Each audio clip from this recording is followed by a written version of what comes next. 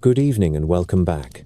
Tonight, we travel to the edge of the Mediterranean, to a city built for ideas and power, where a lighthouse guided ships and a library tried to gather the entire world.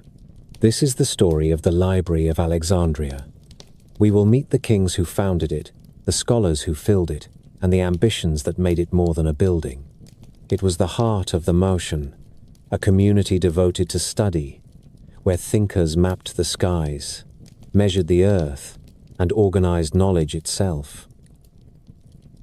We will follow Euclid writing about geometry, Eratosthenes weighing sunlight to find the size of the planet, Callimachus building the first great catalogue, and translators shaping the Greek version of the Hebrew scriptures. We will see how scrolls arrived by ship, how languages crossed paths in its halls, and how politics, rivalry, and faith pressed against its walls. And we will ask the questions that still linger. How did it begin? What exactly did it hold? What forces dimmed its light and scattered its books? As always, I would love to know where in the world you are listening from, and what time it is for you. Whether you are settling into bed, or simply ready to wander through the past, take a breath and let the noise fall away. Let us begin. The story begins on the low spit of land between the Mediterranean and Lake Mareotis, where a Macedonian king drew a rough outline in meal and a flock of birds made off with his plan. In the spring of 331 before the Common Era, Alexander selected the site of a new city on the Egyptian coast and traced its streets with barley flour. The omen was interpreted as prosperity. The sea would feed on the city, and the city would feed the sea. The choice of location was both romantic and ruthlessly practical. To the west lay good anchorages and deep water. To the south stretched a lake that could be joined to the Nile by canals, giving a direct line to the grain fields of the delta and to the river roads of inner Africa. To the east and north stood islands and reefs that could be shaped into breakwaters. A city here could look toward both the Aegean and the Red Sea. It could speak Greek and Egyptian at the same time. Alexander asked Dinocrates of Rhodes, a gifted planner whose name survives only through fragments, to lay out an orthogonal grid, broad avenues, and a royal quarter. The main artery, the Canopic Way, would run east to west for several kilometers, a colonnaded axis wide enough for armies and processions. The ground plan blended the order of classical Greece with the realities of a flat, windswept shore. The harbor would be divided into two basins, a commercial port and a naval station, and a causeway called the Heptastadion would bind the city to the island of Pharos. That causeway, 7 stadia in length by ancient measure, redirected currents and created inner waters so calm that merchants could unload cargo year-round. On Pharos itself, within a few generations, a lighthouse would rise of such height and clarity that sailors took its name for the very idea of a beacon. The master builder was Sostratus of Cnidus. The core was limestone and granite. The top carried a fire whose glow was lifted by polished metal mirrors. Ancient lists called it one of the greatest works of humankind. Alexander did not live to see his city grow. He died in Babylon in 323, before the Common Era, and his generals divided his empire. The body became a prize. Ptolemy, one of the king's most capable companions, seized it on the road and brought it to Egypt. He laid it in a tomb called the Soma. The mausoleum stood in the royal quarter, and for centuries visitors came to view the embalmed conqueror. This act of possession was political stagecraft. With the king's body in Alexandria, Ptolemy claimed the right to stand in the long shadow of his commander. Ptolemy took the royal name and added Soter, the savior. He made Alexandria his capital and set about building more than walls and palaces. He built a state. He secured the delta with garrisons and naval patrols, fortified the frontier to the east at Pelusium, and made peace with those who wished to trade. He kept a careful balance with the priests of Egypt. In temples along the Nile, he is shown in the style of a pharaoh, offering mart and incense to ancient gods. In the streets and courts of Alexandria, he appeared as a Macedonian king. The iconography was not accidental. He ruled Greeks, Egyptians, Jews, Phoenicians, Cypriots, and a constant flow of traders from the Levant and the wider Mediterranean. A city of many tongues needed a common civic story and a dependable coin.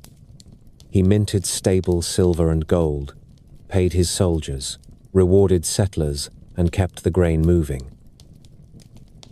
The Ptolemaic economy rested on the Nile. Each year, the flood turned silt to bread and the delta to a ledger of abundance. Alexandria sat at the mouth of this ledger and became the counting house of the Mediterranean. Granaries rose near the lake. Warehouses lined the harbors. Toll houses recorded the flow of pepper and ivory from the Red Sea, papyrus and glass from Egyptian workshops, timber from the Levant, and wine and oil from the Aegean. Customs revenues enriched the crown. Ships brought people as well. Craftsmen, doctors, scribes, philosophers, and money changers settled in districts that took on the character of their homelands. One quarter, Rakotis, held an older Egyptian village beneath the new grid. Another quarter grew around the Serapeum, where a new composite god would soon embody a policy of cultural fusion. The policy was careful and imaginative. Ptolemy encouraged a cult that blended the bull god Apis and the lord of the underworld Osiris into a figure with Greek philosophical appeal. The name was Serapis. Statues show him bearded and monumental, seated with a basket of grain on his head, a sign of plenty. The cult spoke to farmers and to citizens. It offered a temple hill, the Serapeum, where processions and teachings knitted old Egypt and new Alexandria together. This was not only religion, it was administration by myth. It provided a shared civic calendar, common festivals, and a place where elites could meet under a roof that felt both native and Hellenic. To rule a cosmopolis, the Ptolemies also needed knowledge. They needed accurate surveys of the delta to tax and irrigate, star charts to guide fleets, and doctors to care for armies and citizens. They needed mathematicians to measure and engineers to build. Out of this need grew an ambition that exceeded mere utility. The court began to imagine a house for all learning. An Athenian statesman in exile, Demetrius of Phalerum, found reception in Alexandria and advised Ptolemy on cultural policy. He championed poets, grammarians, and philosophers. He argued that a king who owned the texts of the past could shape the future. The royal quarter soon contained shaded walks, lecture halls, and dining rooms where scholars could eat at public expense. This community came to be known as the Mauseon, the Shrine of the Muses, and beside it or within it rose storerooms that would be called simply the library. Before the shelves were filled, the city needed the tools of a book culture. Papyrus cutters along the Nile harvested reeds, split pith into thin strips, pressed and polished sheets, and sold them by the roll. Scribes learned a rapid hand. Ink makers mixed soot and gum. Carpenters shaped cylindrical boxes for storage. Catalogers designed labels that could be tied to the ends of rolls so that titles were visible even when the scrolls were packed in cubbies. The entire apparatus of written memory began to take physical form. In the harbor, inspectors checked cargoes for books, copied what could be copied, and recorded new arrivals. This was a state enterprise that treated texts like treasures and also like instruments. A grammar of Homer could improve the schooling of bureaucrats. A manual of medicine could keep the garrison alive through a summer fever. A treatise on geometry could train surveyors who would place canals with more precision and save grain. The view from the water told the story to every new arrival. The lighthouse on Pharos signaled approach long before the shore was visible. The twin basins of the harbor spread out behind breakwaters. The heptastadion lay like a spear across the sea, with waves brushing its northern face and fishing boats tucked safe to the south. The Canopic Way gleamed in the heat, a straight line that drew the eye into the royal quarter. There, the Soma held the dead king. Nearby, the palaces of Ptolemy shimmered behind gardens and pools. Statuary-lined courtyards. A visitor could turn inland and see the Serapeum on its hill, with stairs climbing to a precinct shaded by colonnades. The city looked young and confident, but its confidence came from deliberate design. It was a machine built to collect and amplify power, goods, and knowledge. By the time Ptolemy passed the throne to his son, Philadelphus, Alexandria had become more than a naval station and more than a market. It had become an argument about what a city could be. It gathered peoples and languages. It joined the Nile to the sea. It built a lighthouse to make the unknown less dangerous. It fostered a temple that spoke two religious grammars at once. And in quiet rooms near the royal quarter, it began to gather the words of the world. The ambition of the dynasty was not simply to rule a territory. It was to claim the memory of civilization itself and to place it within reach of a single city. In the cool courtyards of the royal quarter, where fig trees threw a dappled shade and the air held the salt of the two harbors, the Ptolemies set out to build a sanctuary not of stone alone, but of memory. The name they chose was ancient and disarming, Maution, the place of the muses, a shrine for every art of the mind. Within its precincts would stand lecture halls, refectories, covered walks, gardens watered by channels from Lake Mariotis, a small menagerie for the study of animals, and rooms for star watching when the desert air went glass clear. It would be a community more than a building. Citizens of the mind would live there at public expense and devote their days to the acts that turn curiosity into knowledge. The idea had a midwife. Demetrius of Phalerum had governed Athens and then fallen from favor. He fled to Egypt and found in Ptolemy a ruler who understood that culture is a form of power. Demetrius advised the king to gather scholars as other kings gathered mercenaries. The veteran of Alexander's campaigns recognized the usefulness at once. To govern Egypt, he needed surveyors who could divide fields with exactness after the Nile receded. He needed doctors for garrisons, astronomers for navigation, grammarians to codify language for administration, and philosophers to teach the next generation of officials to reason about law and justice. He also understood theater, a court that could summon the wisdom of the Greeks, the Egyptians, and the wider world would display a legitimacy beyond the sword. Ptolemy began the work, and his son Philadelphus made it his favorite child. Stipends were assigned that covered housing, food, and the tools of study. Scholars were freed from taxes and civic burdens. The crown paid for scribes and copyists. There were stewards for the kitchens, gardeners who kept vines and shade trees, and attendants who set water clocks to mark debates and lectures. The rules of the Mausion read like the charter of a small city. Residents dined together. They taught, debated, compiled, and wrote. The head of the community held a priestly title, a reminder that learning was being placed under the protection of the gods. Alongside this living academy grew the instrument that would make Alexandria a legend. The library began as storerooms in the royal quarter, and as a practice, almost a habit, of seeking out every written work that could be obtained. Procurators of books were sent to the islands and to mainland markets with sealed letters and heavy purses. They bought the collections of private men who preferred money to posterity. They sought the oldest copies they could find, trusting age over fashion. Ships arriving in the harbors were inspected. Scrolls found on board were taken to official scribes who copied them in a practiced hand. The originals remained in Alexandria, and the ship owner received clean copies on papyrus, so smooth it gleamed. It was acquisition by law and by appetite.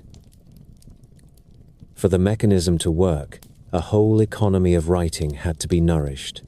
Papyrus cutters along the marshes of the Nile Delta harvested and sliced the pith of reeds into ribbons, laid them crosswise in 2 layers, pressed them under weights, and polished the sheets with ivory. The finest grade was reserved for royal work and bore a sheen that took crisp ink without feathering. Ink makers mixed soot with gum, arabic, and water, and sometimes added wine or vinegar to alter flow and color. Quills could not be cut from the birds of Egypt without waste, so scribes favored reed pens that could be sharpened again and again. Rulers and compasses for diagrams sat beside lamps that burned oil made from local olives. The rooms where copyists labored were kept as free of dust as Alexandria would allow. The new abundance of texts created a problem that is still the sign of a healthy library. Finding anything became hard.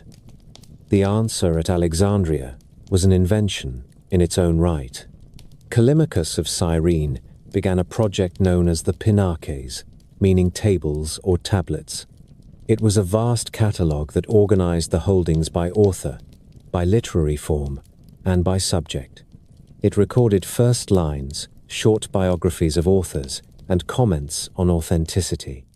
It created a map of knowledge that a reader could hold in the mind.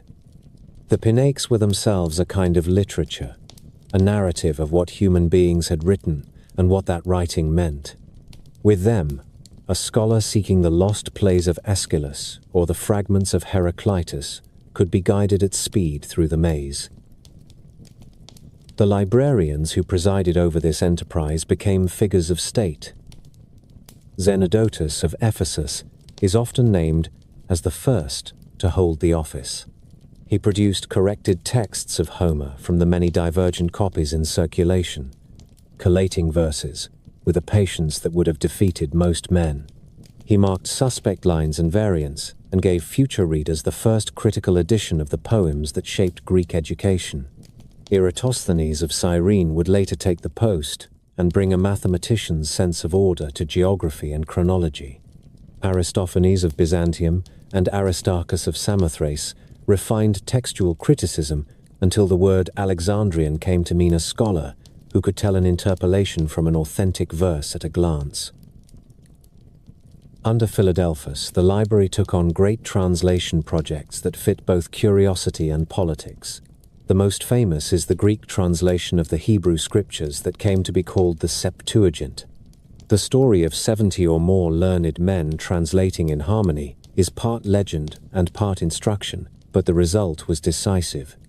Jewish communities in Alexandria and throughout the Greek-speaking world gained a portable text that could be read in synagogues and studied in schools. The project affirmed a truth the Ptolemies wanted the city to embody. Alexandria could be a meeting place where traditions were preserved by being made intelligible to others. The crown acquired manuscripts with a zeal that bordered on predation. A celebrated episode tells how Ptolemy obtained the official Athenian copies of the tragedians by depositing a vast sum as security. He kept the originals and wrote off the deposit as the price of having the most authoritative texts in the world. Agents pursued the private heirs of Aristotle's library, which had passed to Nellius of Skepsis and then disappeared into storage to avoid confiscation.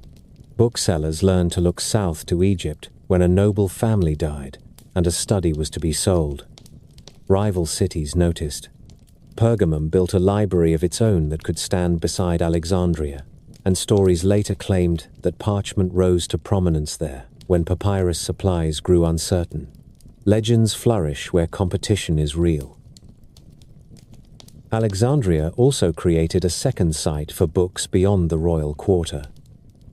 In the district that climbed toward the southwest stood the Serapeum, the temple of the god who fused Egyptian and Greek sensibilities. It held classrooms and statues and a library that came to be known as a daughter to the greater store. There, students encountered philosophy among columns and courtyards that smelled of incense. The presence of a library within a temple made a quiet statement. Sacred knowledge and secular knowledge were not seen as enemies. Both were forms of learning that gave a city coherence. The daily life of the Mausian was as practical as it was grand.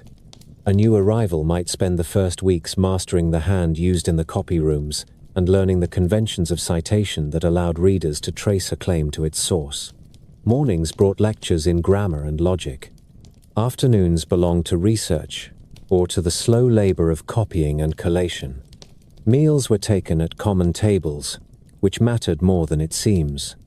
Conversation at dinner could turn a hunch into a project, or a rumor into a line of inquiry. Visitors from Rhodes or Syracuse or Cyrene carried news of methods and discoveries. When a patron entered the refectory, the scholars rose. The Ptolemies did not let the community forget who paid for the candles that lit their pages after sunset. To see the library at work is to understand that the Ptolemies were governing the future. In a climate where papyrus decays and insects do as they have always done, the only way to preserve words is to multiply them. The copyists of Alexandria multiplied texts on a scale that none had attempted before. As a result, when later fires and wars came, there were other copies in other cities. The ambition to hold everything in one place was impossible even then. The practice of sending sponsored copies to allies and to friendly schools created a network of texts that spread across the Mediterranean world. The idea of a universal library turned out to be a way to seed the world with duplicates. Numbers from antiquity are often hopeful, but even cautious historians accept that the collection reached into the hundreds of thousands of scrolls. The figures matter less than the pattern. With each set of purchases, with each inspection of cargoes, with each private collection acquired, the shelves became a survey of human thought from Egypt and Greece and beyond. There were works from Ionia on natural philosophy, treatises from Sicily on mathematics, plays and histories from mainland Greece, and travel accounts from men who had followed caravans across Syria and ships down the Red Sea. Alexandria did not only copy, it compared, corrected, commented, and catalogued. It made texts more accurate and more findable. It made knowledge usable. In that act lay the deepest reason why the Mausion and its library mattered. The Ptolemies had taken a sandbank and a fishing village and turned it into a city that could train navigators, doctors, engineers, poets, and administrators for an empire built on a river and a sea. They had created a stage on which every subject could be argued and improved. The muses were not sentimental patrons. They were the names of disciplines. To bring them into one house was to claim that a state could be strong because it was learned. At its height, the Mausian was not a quiet library, but a living machine for ideas. The porters who hauled baskets of papyrus up from the docks worked in the same organism as the mathematician tracing a proof in a colonnade and the physician sharpening a bronze scalpel for a difficult lesson in anatomy. The institution worked because the Ptolemaic state treated knowledge as a craft that required tools, time, and community, and because a remarkable procession of minds chose to live under its roof. Mathematics set the tempo. Euclid taught in Alexandria in the reign of Ptolemy I, and perhaps into the reign of his son. His Elements was already a classic in his lifetime, a carefully graded ladder from definitions and axioms to theorems that could withstand any honest test. The work did not invent geometry, it domesticated it. Students trained on Euclid learned to think in steps, to state what was given, to show what must follow, and to accept that rigor is a form of economy. In the same generation came Apollonius of Perga, who wrote his conics in Alexandria and left the world a vocabulary that engineers still speak without noticing. Ellipse, parabola, hyperbola. These were not decorations, they were the natural shapes of orbits and trajectories and mirrors. In a city that guided fleets by the light of the pharaohs, the science of reflection and focus was a practical art. Eratosthenes of Cyrene represents the Alexandrian ideal at full power.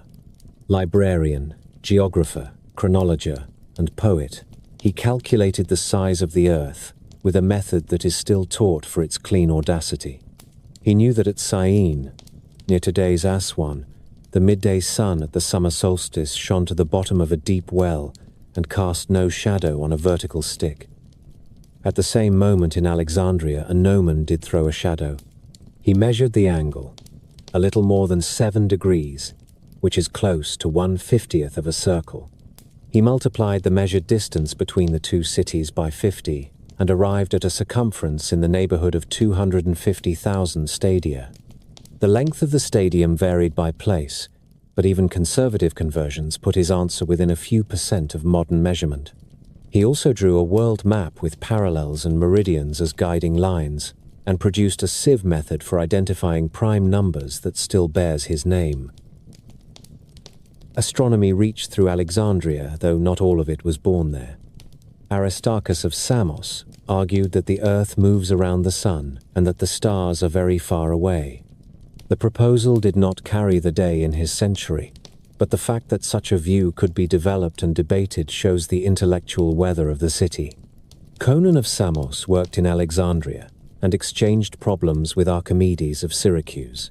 Their friendship produced the Archimedean spiral and a calendar of eclipses important for astronomy and for the sacred year. Hipparchus later worked mostly on roads, but he mined observations that Alexandrian observers had preserved and compared them with Babylonian records. Out of that comparison came the great discovery of the precession of the equinoxes, a slow wobble of the Earth that only patient, multi-generational datasets can reveal. Natural philosophy in Alexandria was embodied in machines as well as manuscripts. Ctesibius, the son of a barber, made devices that turned air and water into obedient servants. He improved the water clock with a regulating float and designed piston pumps that could raise water against head pressure. He wrote a treatise on pneumatics that inspired generations of tinkerers.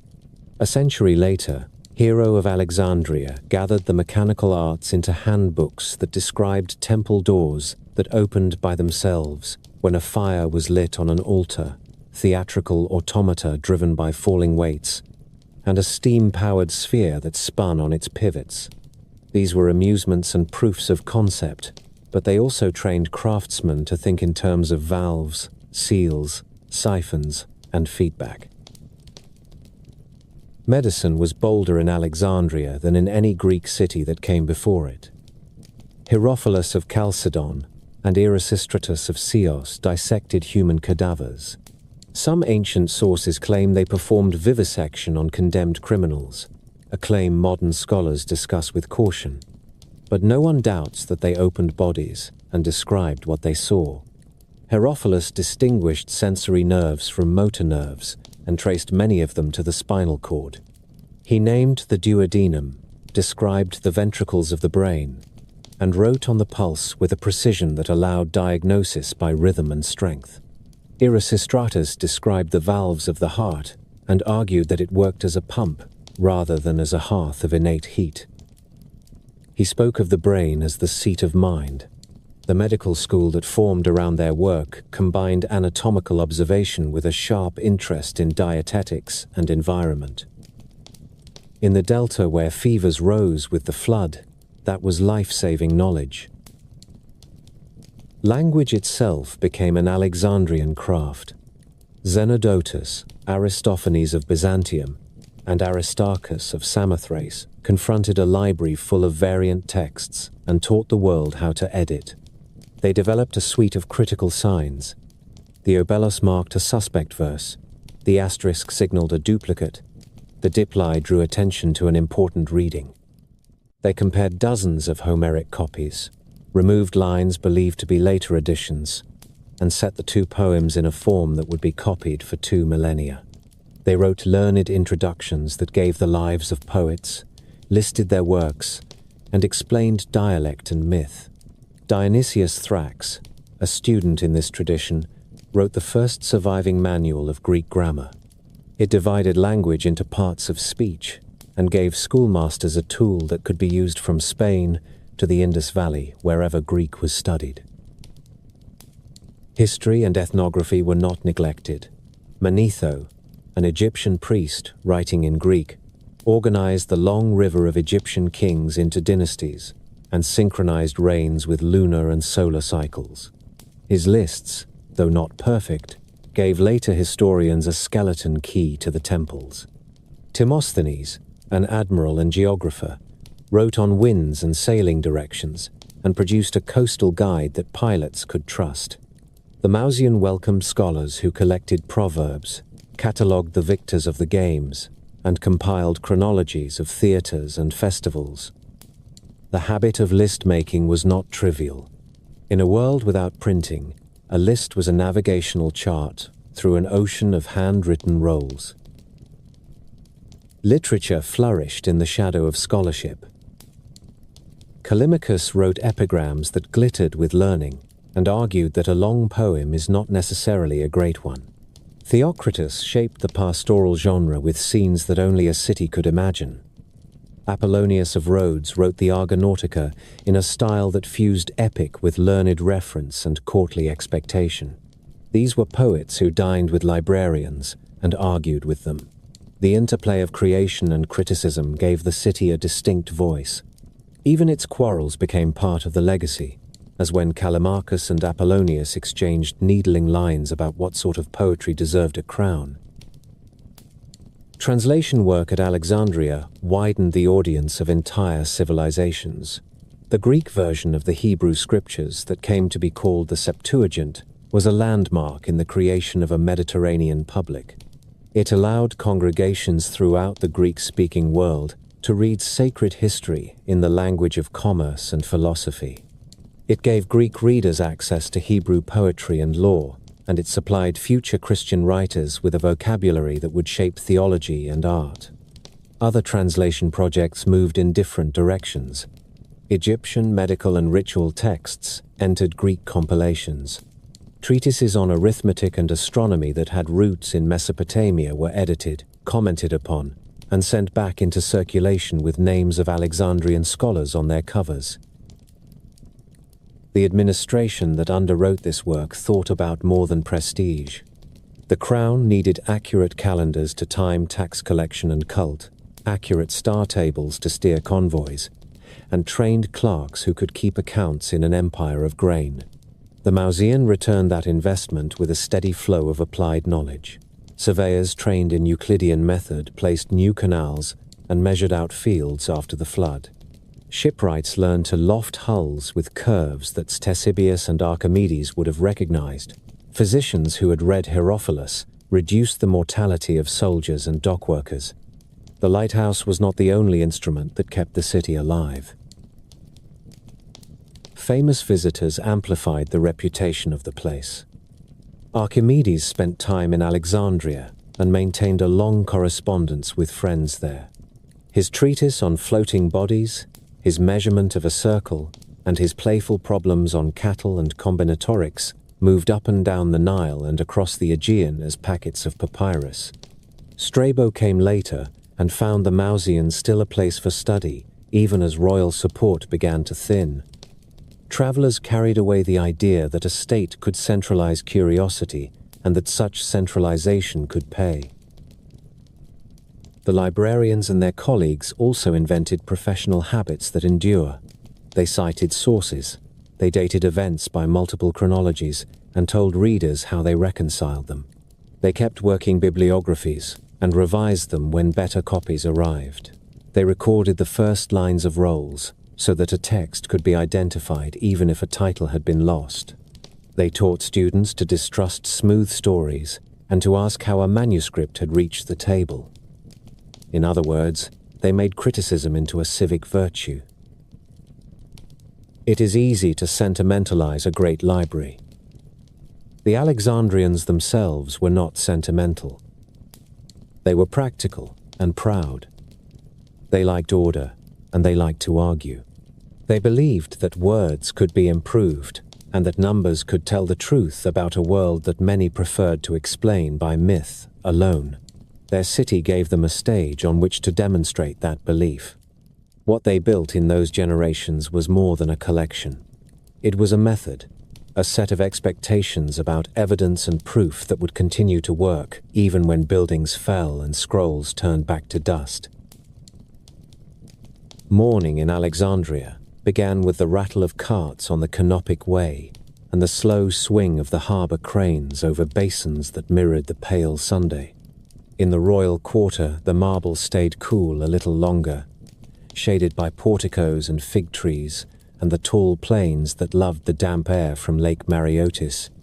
Within that ordered calm, the Mausian woke like a monastery of inquiry. Servants trimmed the wicks of oil lamps in the copy rooms and refilled inkwells with a careful hand. A steward checked the water clock that governed lectures and colloquia. The bell of bronze he struck gave a round note that carried through cloisters and gardens. Scholars in linen mantles came out of their lodgings and gathered for bread and olives and the first talk of the day. The conversations were practical. What roles were expected from the customs house, whose reading of a corrupt line in Aeschylus now seemed persuasive, which seedling in the botanic garden appeared to have taken to the brackish soil. News moved with the bread. The Mausian was a living compound rather than a single hall of books. Walkways connected dining rooms to lecture courts, copyist chambers to an observatory with a flat roof where lines were inscribed for measuring the passage of stars. There were gardens kept not for ornament alone but for study. Physicians grew simples for their demonstrations. Natural philosophers set out basins where they could observe the breeding of eels when the Nile flood came.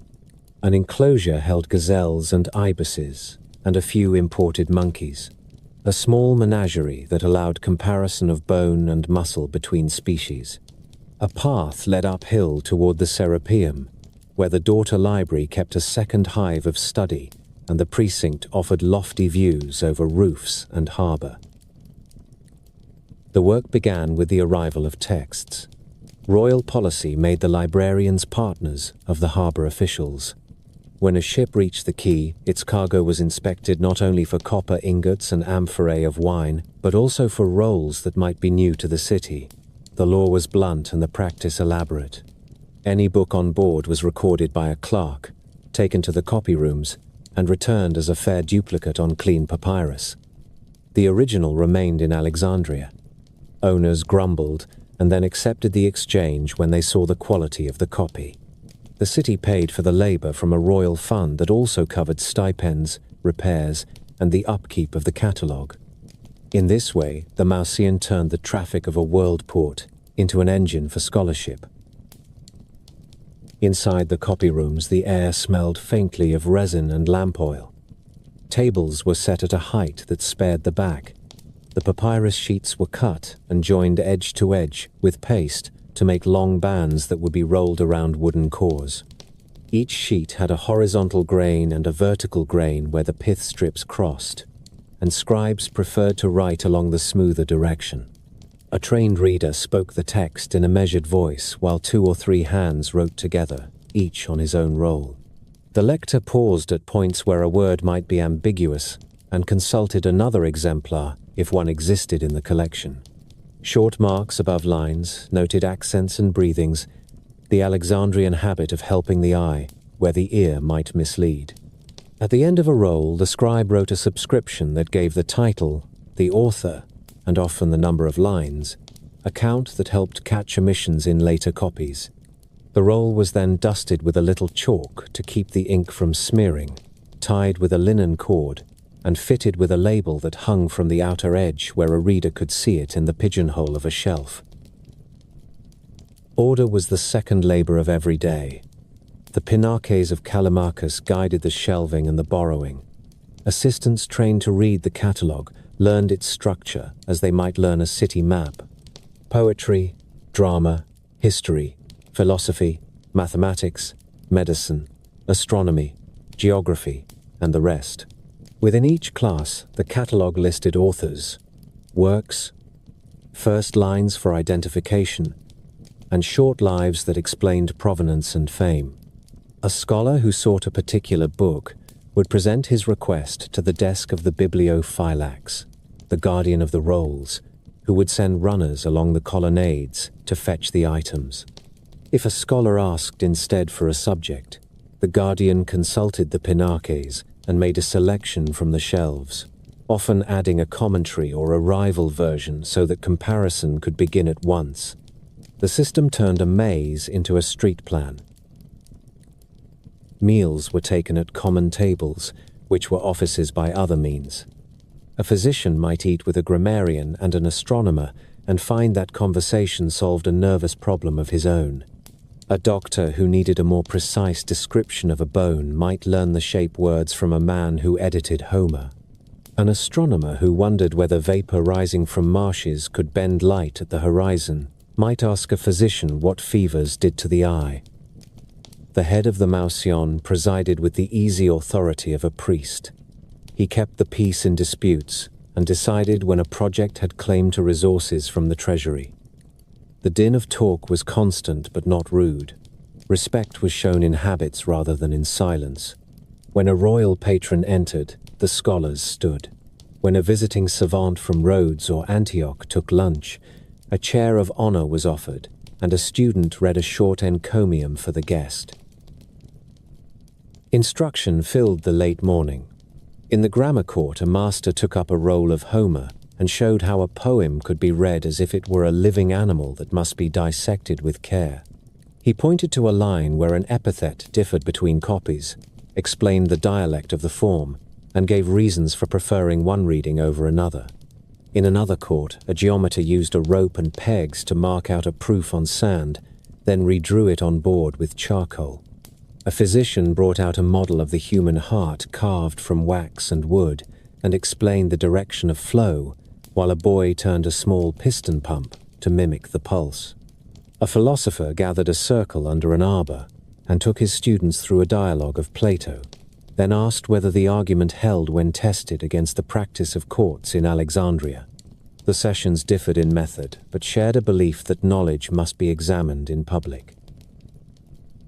Afternoons belonged to quiet labor.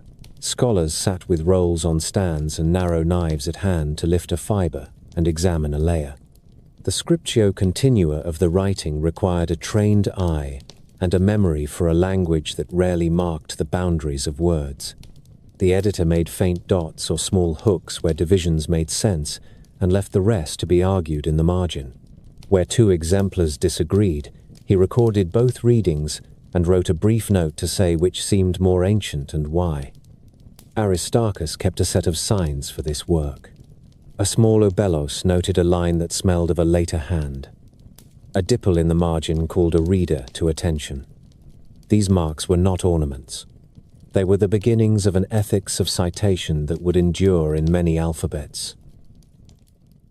The Mausian had its rituals and also its quarrels. The poets argued about the value of short forms versus long forms. The mathematicians argued about method, about diagrams drawn to scale, about whether a proof must be purely deductive or could admit argument from measure.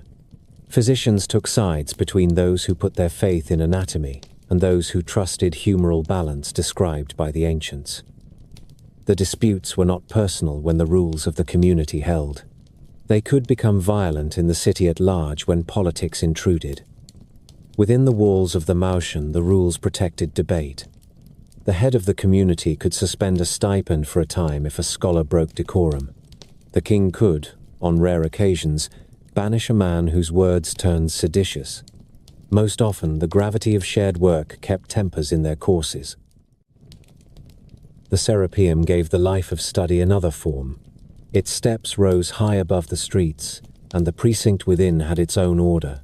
Priests tended the cult of Serapis with incense and music. In adjoining halls, students read Aristotle and Zeno and learn to argue before they learn to govern. The daughter library kept rolls in cedar-lined cases that discouraged pests. In the hot months, the great doors were opened in the morning and closed at noon to save the cool. In the evening, the halls filled again with readers who used the last light for an hour before lamps were lit. The combination of temple and library created an atmosphere that was both sacred and practical. The smell of cedar and oil and papyrus made a perfume that visitors remembered for the rest of their lives. Daily life included an unglamorous attention to preservation. Insects loved glue and starch. Mold loved the breath of the sea. Librarians rotated roles so that none sat too long in a damp corner. Cedar oil was brushed on shelves as a deterrent. Rolls were inspected for frayed edges and retipped where necessary with fresh papyrus. The average roll might contain 20 sheets and stretch to a length that required 2 hands to handle with ease. Longer works were divided into books and numbered so that a reader knew which part he held. When a roll had served many readers, a copy was ordered if the text was valuable. If better copies arrived, inferior ones were retired to storerooms along the back corridors. Nothing was discarded without record. The catalogue noted the change and the reasons for it. Evenings returned to community. Public recitals drew citizens into the precinct. A poet would sing a new idyll and then answer questions about a line that alluded to a Theban festival. A historian would read a page from his account of a voyage to Cyrene and hold up a small map drawn in colored inks. A physician who had visited the Delta during the flood described patterns of disease he had seen and suggested a schedule for future clinics. The Mautian was not a cloister cut off from Alexandria. It was the beating mind of the city speaking to the streets that fed it. The presence of the crown could be felt without the noise of politics. The priest of the Mautian kept a list of residents for the palace steward who managed stipends. The steward delivered coin or grain at fixed intervals. Larger grants were made for special projects. When the head of the library undertook a new edition of Homer, the palace funded the purchase of additional exemplars. When the astronomers needed bronze for a new armillary sphere, the metal came from the royal store.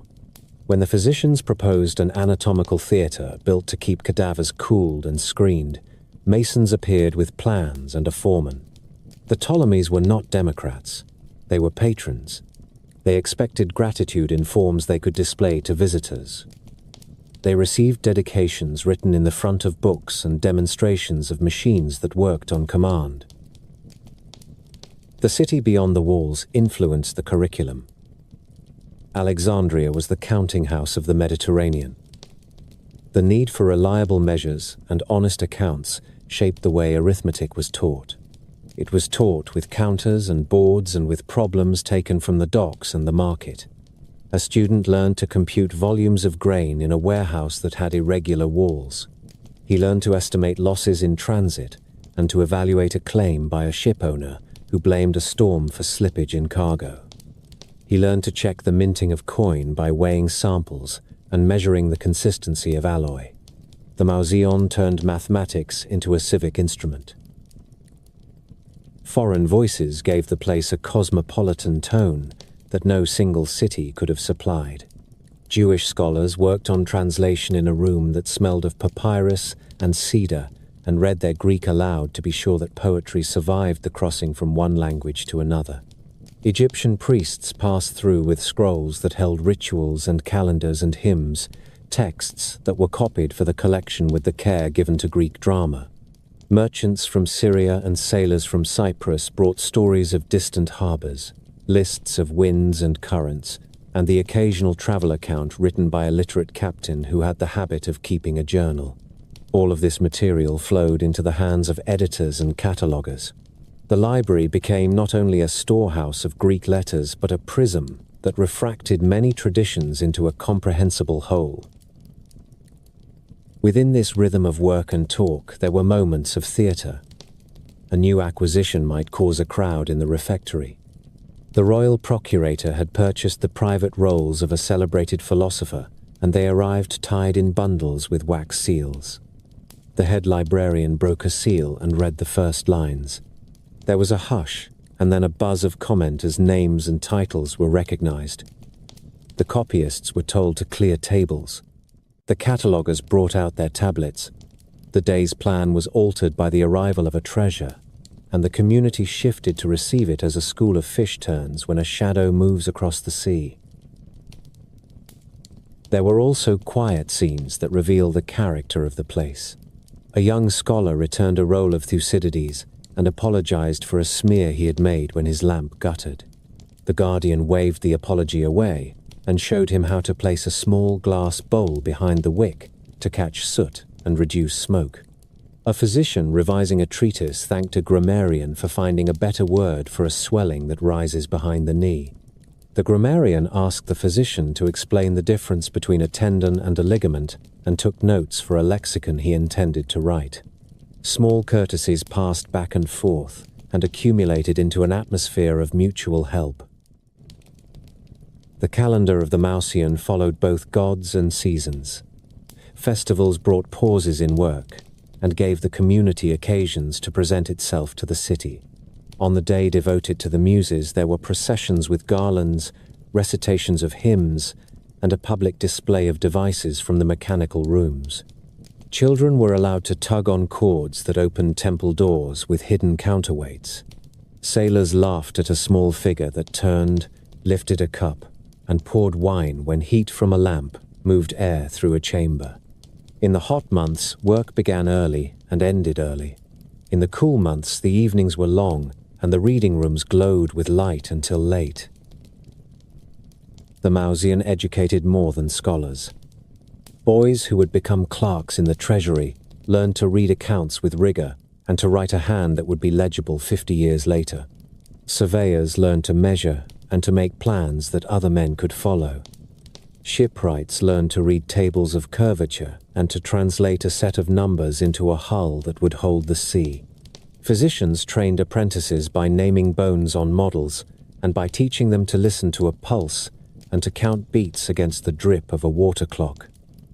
The city drew competence from the precincts as readily as it drew learning. Women appear rarely in the daily record of the Mausion, which reflects the customs of the time rather than the capacity of minds. There were learned women in Alexandria, particularly in later centuries when philosophy circles gathered around teachers like Hypatia. In the early period, the precincts were largely inhabited by men who wrote and taught and kept the rhythms of the community. The absence should be remembered as part of the culture that built wonders while limiting who could build them. From time to time, the library received gifts that were meant to impress as well as to nourish scholarship. A king in Asia sent a celestial globe with inscriptions in a language few could read. A wealthy Alexandrian merchant sent a cabinet of ivory with drawers that fit together so precisely that a change in humidity would keep it from opening. The drawers were soon filled with small rolls that contained glossaries and lists and fragments that did not justify an entire pigeonhole. The ivory smiled in the light and served a purpose that the donor perhaps never imagined. The librarians were grateful and wrote a polite note that praised both the beauty and the utility of the object. Above all, life in the great library was a discipline of attention. The scholars of Alexandria lived in the presence of many voices. They listened, compared, weighed, and wrote. They built tools of order, from catalogue lists to editorial signs, that later generations would take for granted. They made a practice of public testing that we recognize as the skeleton of research. They ate at common tables because knowledge grows with conversation. They relied on royal money and knew the price of that reliance. They placed their tables near windows because the light from the sea is a teacher of its own. They believed that a city could become strong by becoming learned, and that a library could be the heart of such a city. In the late hours, when the harbor lamps flickered across still water and the lighthouse beam licked the haze, a reader might sit with a roll of Herodotus or a notebook of his own and listen to the faint grind of a water clock. He would mark a line, consider a variant, and then look up at the dark where the wind shifted and brought the smell of salt and pitch. Somewhere beyond the breakwater, a ship rolled gently, and a sailor told a story that would reach a copyist's table by the end of the season. The city breathed through the rooms of the Mausion, and the library breathed back into the city. It was a rhythm that felt as natural as tide and as deliberate as law. It made Alexandria what it claimed to be, a place where the world could be read. The flowering of the Mausion did not end with a single blow. It thinned under the pressure of court politics, regional wars, economic shocks along the Nile, and a dynasty that had begun to devour its own talent. By the middle of the 2nd century before the Common Era, the Ptolemaic court was a theatre where family quarrels became state policy and where scholars discovered that a stipend could vanish with a rumor. The political arc began earlier with a period of prosperity. Ptolemy III, called the benefactor, had projected confidence with public works and with the famous Canopus decree that celebrated plenty and piety.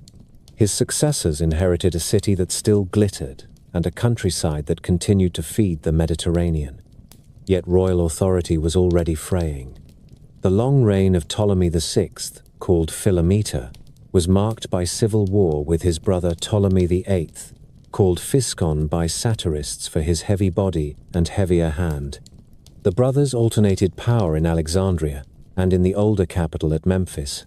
Sister queens named Cleopatra shifted alliances in a pattern that confused even contemporaries. The dynasty that had once set its face calmly toward the sea now stared into mirrors. In this turbulence, the library and the Mausean were more vulnerable than their marble courts suggested.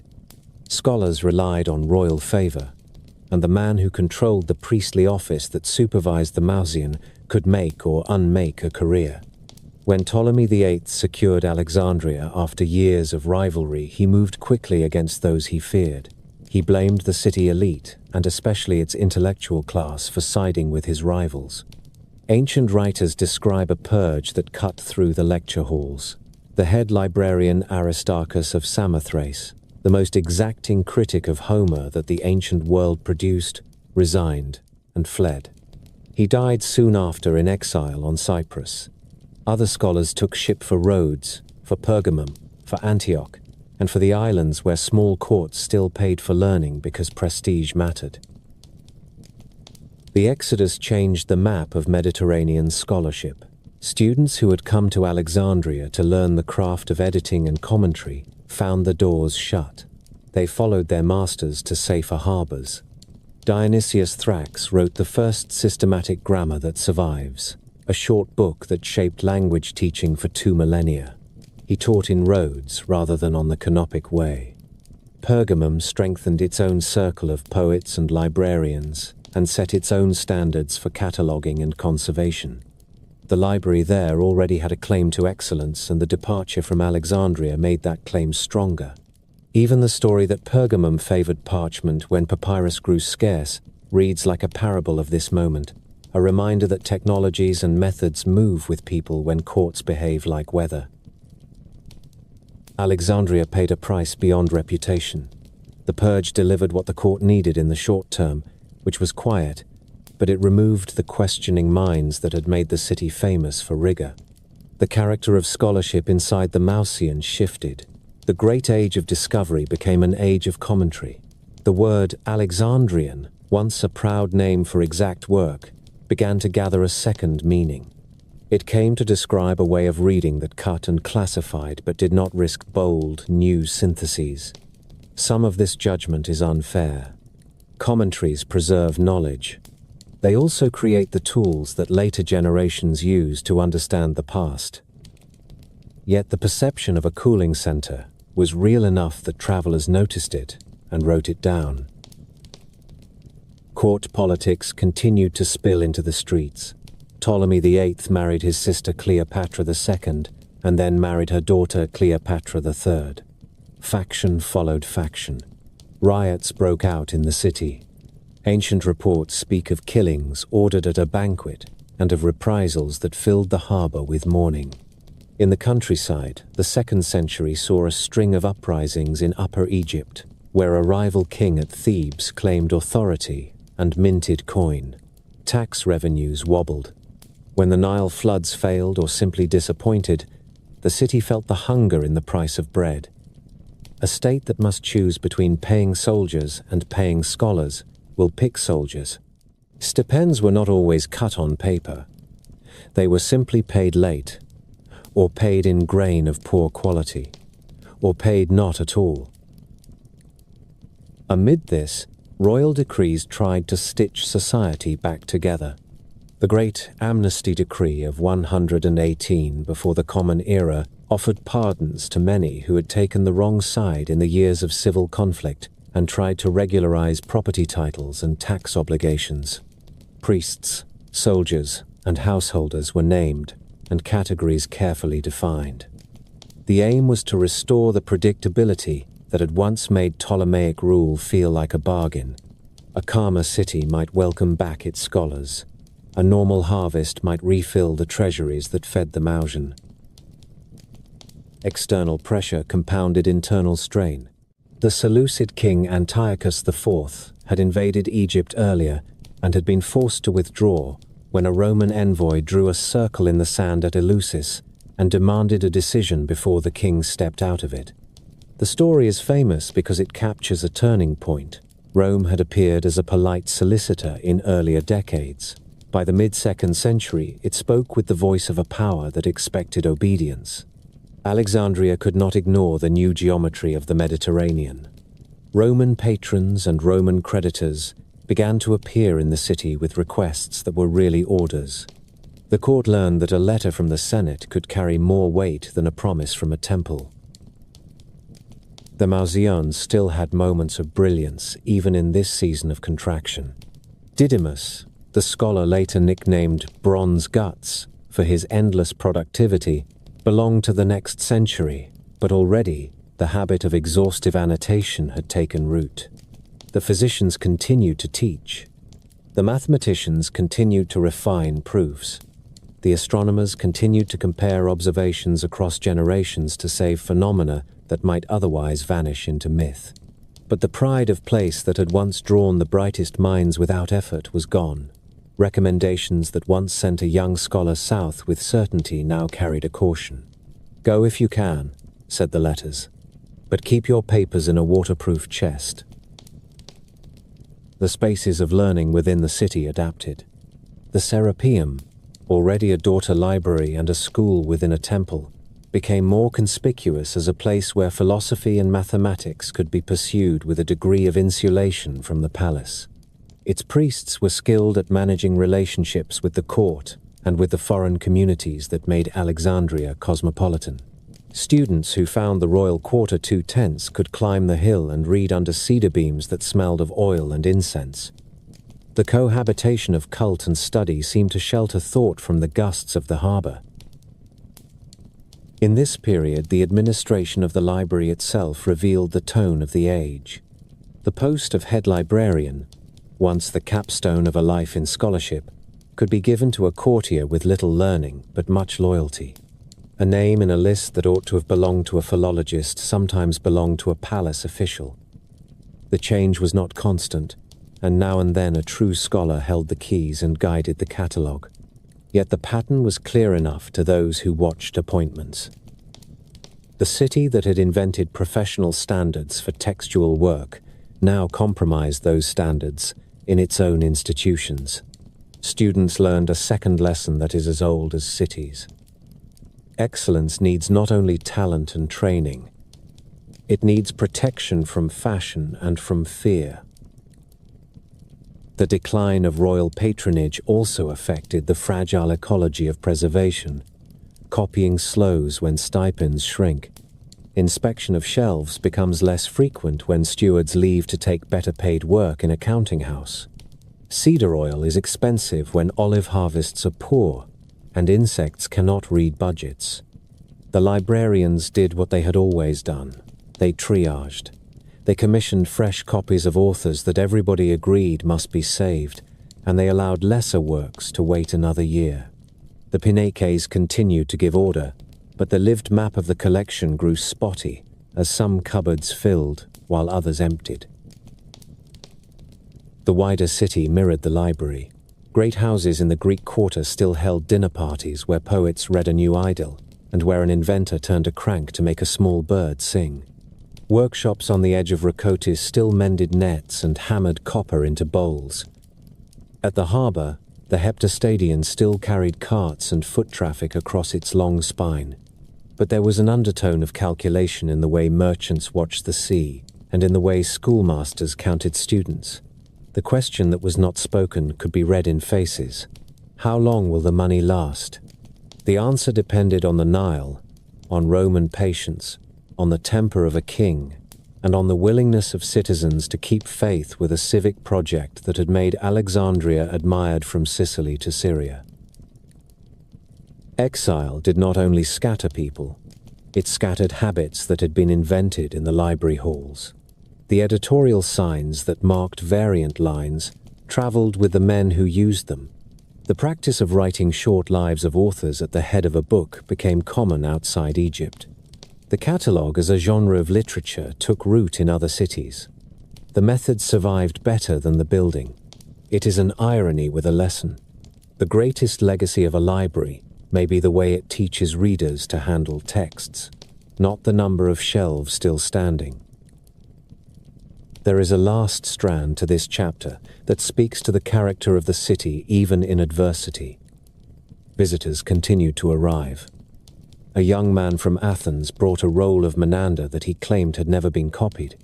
A merchant from Tyre brought a Babylonian tablet that he could not read and traded it for a lease on a warehouse. A Jewish scholar newly arrived from the south came to see the Greek translation of the scriptures that he had heard about since he was a child.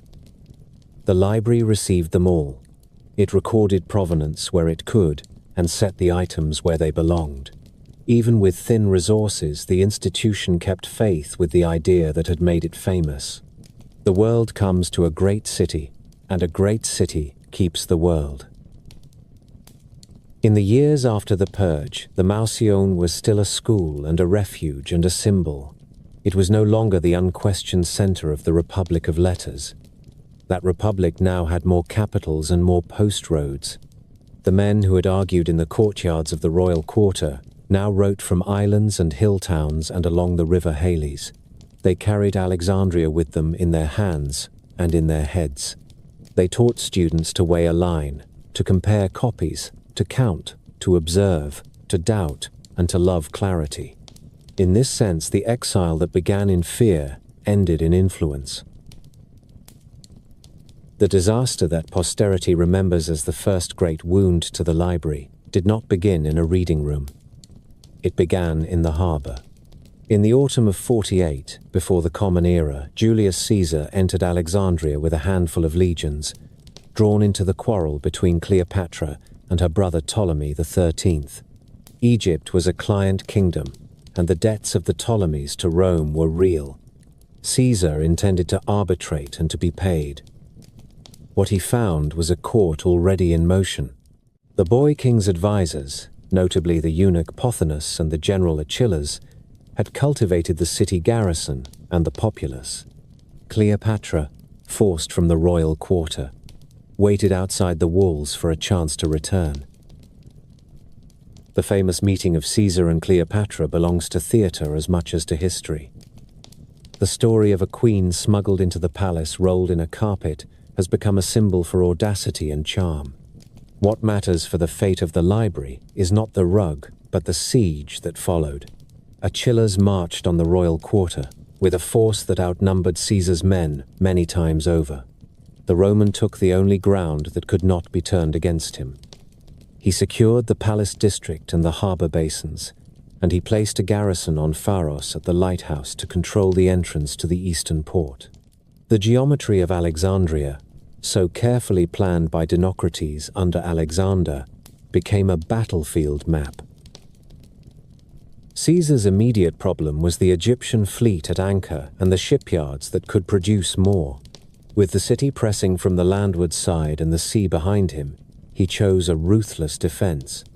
He ordered the ships along the quays put to the torch to deny them to the enemy and to prevent a landing behind his lines. Fire is an indiscriminate ally in a city built of timber roofs and stocked warehouses. The wind took sparks and carried them into the storehouses that lined the docks and the streets that ran back toward the royal quarter. Ancient writers who loved Alexandria later walked those lanes and tried to imagine what had been lost in hours when oil burned and tar boiled on the water. The numbers that survive come to us as fragments of memory. Seneca, repeating a passage he attributed to Livy, spoke of 40,000 rolls destroyed in the fire that spread from the ships to the storehouses. Plutarch, writing of Caesar, said simply that the great library was burned. Strabo, who lived for years in Alexandria some decades later, did not give a number but remarked that certain records used by mathematicians of the earlier age were no longer available for consultation. The modern eye looks for a floor plan.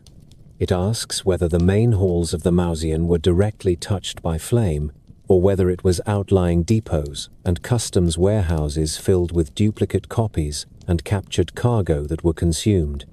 The sources do not settle the matter. What they do settle is the character of the event. A fire begun as a tactic of war spread beyond intention and destroyed thousands of volumes that could not be replaced. The streets around the docks and the Heptastadion were built for commerce, not for fire breaks. Rope, sailcloth, casks, and crates filled the bays and lofts. The cubicula where rolls were stored were cool and dark, and the papyrus within took a spark as easily as dry straw. The city fought the flames with bucket lines to the basins, and with demolition of adjoining walls where possible. The palace district was saved, but the price was paid in books. The men who later wrote about it used the tone reserved for earthquakes and viaduct collapses, things that happen when power meets chance. The siege itself was no less harrowing. Caesar sent parties to hold the lighthouse and the causeway to prevent the Alexandrian fleet from cutting off his communication with the open sea. Street fighting flickered along the causeway, and there is an episode in Caesar's own account in which he threw himself into the water to swim to safety when a sudden rush drove his men back from a bridge of boats. Reinforcements under Mithridates of Pergamon eventually fought down the Nile and relieved the Roman position. In the struggle, Pothinus was killed, Achilles was executed after a quarrel among the Egyptian commanders, and Cleopatra's sister Arsinoe briefly wore a diadem under the protection of the garrison that had taken her part. The battle that decided the matter was fought near the Canopic branch of the Nile, where Caesar routed the Egyptian army. Ptolemy XIII drowned in the confusion of the retreat when a boat heavy with armor turned over in the river. In the aftermath, Caesar placed Cleopatra on the throne with her younger brother Ptolemy XIV as nominal co-ruler. He remained in the city long enough to see order restored and to begin an affair that would echo in literature for 2,000 years. The damage in the harbour quarter still smoked when the palace resumed its rhythm. The library had not ceased to exist, but it had been struck. The strongest testimony for its survival lies in the life of the city that followed. Within a generation, Strabo walked the precincts and described the Mausoleum as an institution still functioning, with common dining, a priestly head, and scholarly pursuits. He did not speak as if he were writing a tombstone. There is another thread that tradition ties to this period. Mark Antony, Caesar's colleague and later Cleopatra's partner, is said to have given to Alexandria the contents of the Library of Pergamum as a royal gift. Ancient writers give the number as 200,000 volumes. The story fits Roman politics as well as Alexandrian need. Pergamum was a rival in prestige and had long cultivated its own circle of scholars. To transfer that treasure to Egypt would have been an act of love, of statesmanship, and of deliberate symbolism. Whether the gesture occurred exactly as described, and whether the number is accurate, the anecdote tells us what contemporaries believed about the intention of the rulers. They wanted the city's shelves full again. They wanted the world to know that the palace had repaired not only walls and docks, but also the reputation of Alexandria as the keeper of texts.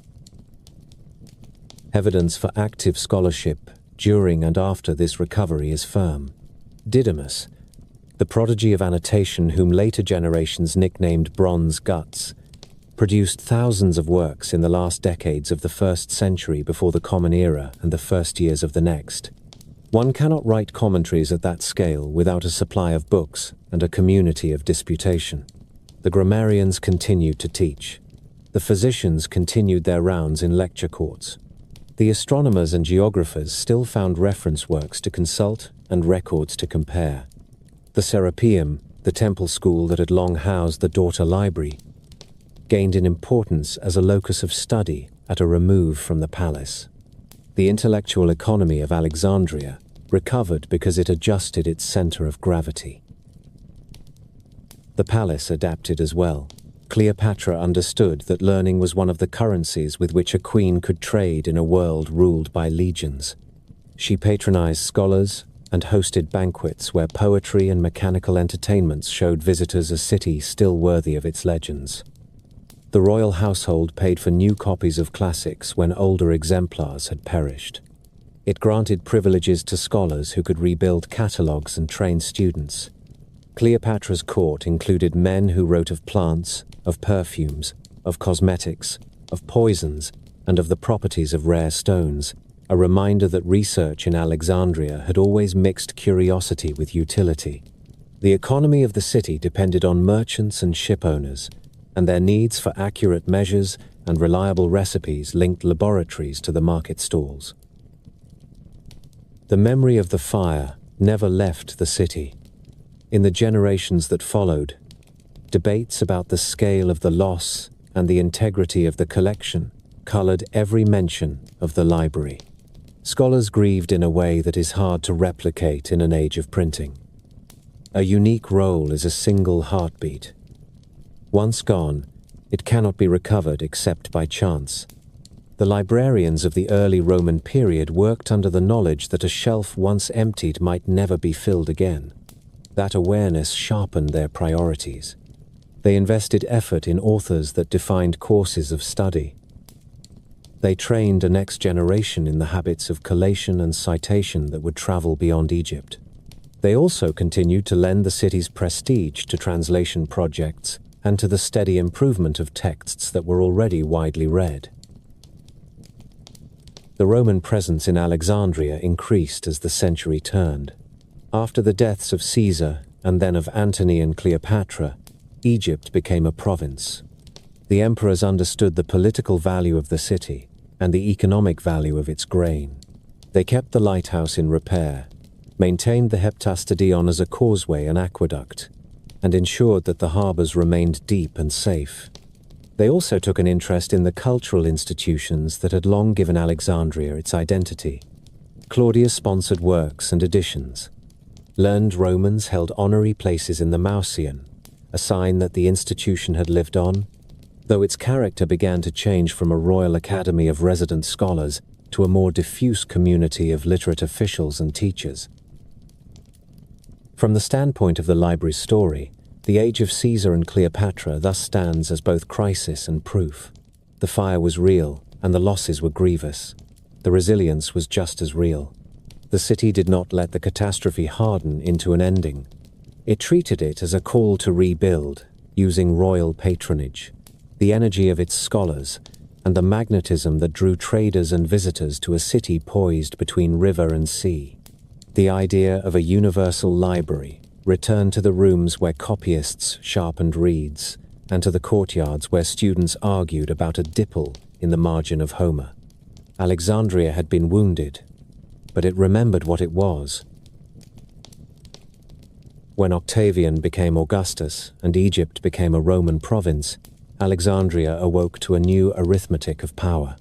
The city that had once been the capital of a dynasty was now the keystone of an imperial supply chain. Grain that began as silt and seed along the Nile ended as loaves in the hands of the urban poor in Rome. The annual voyage of the grain fleet was not only an economic ritual, it was a political guarantee that tied Alexandria to the fortunes of emperors. Augustus placed Egypt under a prefect drawn from the equestrian order and forbade senators to enter without permission. The message was diplomatic and severe. Alexandria mattered too much to be left to ordinary politics. It would be governed as a strategic asset, watched from the Palatine, and expected to perform. The city did perform. The lighthouse on Pharos was maintained. The Heptastadion served as causeway and aqueduct, and the twin basins of the harbors remained dredged and navigable. The canal that linked the lake to the river was cleared, and in some places recut, so that barges from the delta could deliver before winds changed. Warehouses that had once been counted merely as royal storehouses became part of the Annona, the system by which Rome fed itself. Scribes trained in Alexandrian habits kept double ledgers that recorded volume, moisture loss, and wastage, and inspectors tested the weight and alloy of coin used to pay crews. Alexandria remained a counting house, and under Rome the numbers grew larger. Culture also continued, though the tone of patronage changed. The Mautians still existed, as Strabo testifies, near the end of the 1st century before the Common Era, with a priestly head and a community of scholars who dined together and worked in the precincts. Yet the status of membership began to shift. Honorary places were given to imperial officials and to visiting dignitaries who were learned in manners more than in texts. Where the Ptolemies had paid to concentrate talent within a campus, the Roman settlement favored a more dispersed civic literacy. There were schools in the quarters near the Caesareum. There were reading rooms that belonged to guilds and to wealthy houses. The Serapeum on its hill continued as a daughter library and as a school that sheltered philosophy and mathematics in a setting both sacred and practical. A generation after Augustus, Alexandria produced one of the most influential scientific writers in history. Claudius Ptolemy worked in the city during the 2nd century. His great synthesis of astronomy drew on centuries of observation, Greek geometry, and Babylonian numerical methods to present a coherent model of the heavens. He relied on tables that earlier Alexandrian observers had preserved, and he added his own long watching of the sky. He wrote treatises on optics and geography, including a world map framed by a system of coordinates that would shape cartography for centuries. The name Ptolemy once belonged to kings, and now belonged to a scholar. The change is a measure of the city's transformation under Rome. Political sovereignty had passed. Intellectual authority remained. Hero of Alexandria also belongs to this Roman period. He gathered and extended the mechanical arts. His descriptions of siphons, valves, water organs, programmable automata, and the steam toy that later ages called the Aeolipile show a technical culture that did not vanish with the dynasty. In medicine, clinical teaching continued. Galen, a century later, wrote with respect of the anatomical traditions he encountered in Egypt. Though human dissection was not what it had been in the earliest Hellenistic years, the habit of reasoned anatomy survived in lecture halls that presented models, animal dissection, and philosophical arguments about the seat of mind and the function of the heart. The book itself began to change in the centuries of Roman rule. The papyrus roll was still the dominant form, yet the codex slowly gained favor. Early Christian communities in Egypt adopted the codex for scripture and teaching, and practical readers discovered that a stack of leaves sewn at one side could be opened at a place known in an instant and could hold marginalia with more ease. Parchment did not supplant papyrus in Alexandria in these early centuries, but mixed libraries appeared. Scribes and bookbinders adapted. They learned new sewing structures and gluing techniques. They cut wood or ivory for covers and laid on leather with decorative tooling. Alexandria kept its old workshops and learned new ones. The emperors had not forgotten the city as a symbol. Claudius made additions and repairs, and imperial names appeared on benefactions that touched public buildings and scholarly spaces alike. Members of noble Roman families held offices in the city and sometimes received the title associated with the Mausian, a sign that the institution remained a point of honor. This honor could turn tragic when politics and satire crossed. In the year 38 of the Common Era, ethnic violence erupted. Tensions between segments of the Greek citizenry and the large and ancient Jewish community burst into riots. Houses were looted, synagogues were attacked, and the Roman prefect Flaccus mishandled the crisis so badly that he was later arrested and executed. Philo of Alexandria, a Jewish philosopher steeped in Greek thought, wrote passionate accounts of these days. His testimony shows a city where learning and commerce thrived alongside resentments that could be stirred by demagogues and by the careless use of authority. Wider shocks came with the Kitos War during the reign of Trajan. when unrest among Jewish communities across the eastern Mediterranean flared into violence. In Alexandria, as in Cyprus and Cyrenaica, the fighting was savage. The city suffered destruction that forced rebuilding of quarters and civic amenities. A few generations later, the Emperor Caracalla visited and, angered by mocking verses and public insult, ordered a massacre of the city's young men and the confiscation of properties. He also raised taxes and reduced local privileges. These episodes mattered for the story of the library because cultural institutions do not float above their cities. When neighborhoods burn, the people who care for shelves and catalogs scatter. When treasuries are squeezed, stipends become discretionary. When fear governs, the loudest voice is not the one asking after a corrupt line in a poem. The character of the scholarly class also changed. In the Ptolemaic age, the head librarian had been the visible tip of a pyramid of resident scholars. Under Rome, the honor remained, but the essential work was increasingly done by men who did not necessarily live or dine within the Mausian. Teachers held private schools. Officials with literary training composed administrative manuals. Wealthy families maintained house libraries and sponsored the copying of texts for friends and for the civic good. The idea of a single central cabinet that contained everything never matched reality. But under Rome, the reality moved further toward a network of collections and away from a single royal core. Alexandria also sat at a crossroads of faith in these centuries, and that fact shaped the fate of books. The Serapeum continued to dominate the southwestern hill as an architectural marvel and as a school where the last generation of pagan philosophers in the city would later gather. The cult of Serapis had long symbolized a policy of cultural fusion. In the Roman centuries, the temple precinct also signaled continuity with an older civic identity, while the streets below saw the rise of Christian congregations and bishops with growing influence. Christian teachers read Homer and Plato, and also argued that a new canon was being formed that would need scribes and binders and classrooms of its own. The city that once prided itself on translation between Hebrew and Greek, watched as scripture in codex form moved through its quarters with a seriousness that matched anything in the Mausion. The physical plant of learning changed as well. Earthquakes are sparse in our sources for these centuries, but subsidence, salt air, and neglect can undo masonry. Porticos need pillars replaced, roofs need tiles renewed, drains clog, rats find a way. The Roman administration funded repairs that served commerce first and prestige second. An extension to a library could be built in one reign and stripped for building stone in another when funds ran short. At the same time, private donors filled gaps. Names of local benefactors appear in inscriptions tied to lecture halls and porticos. A wealthy shipper endowed a reading room close to the docks. A guild of papyrus makers paid to roof a walkway.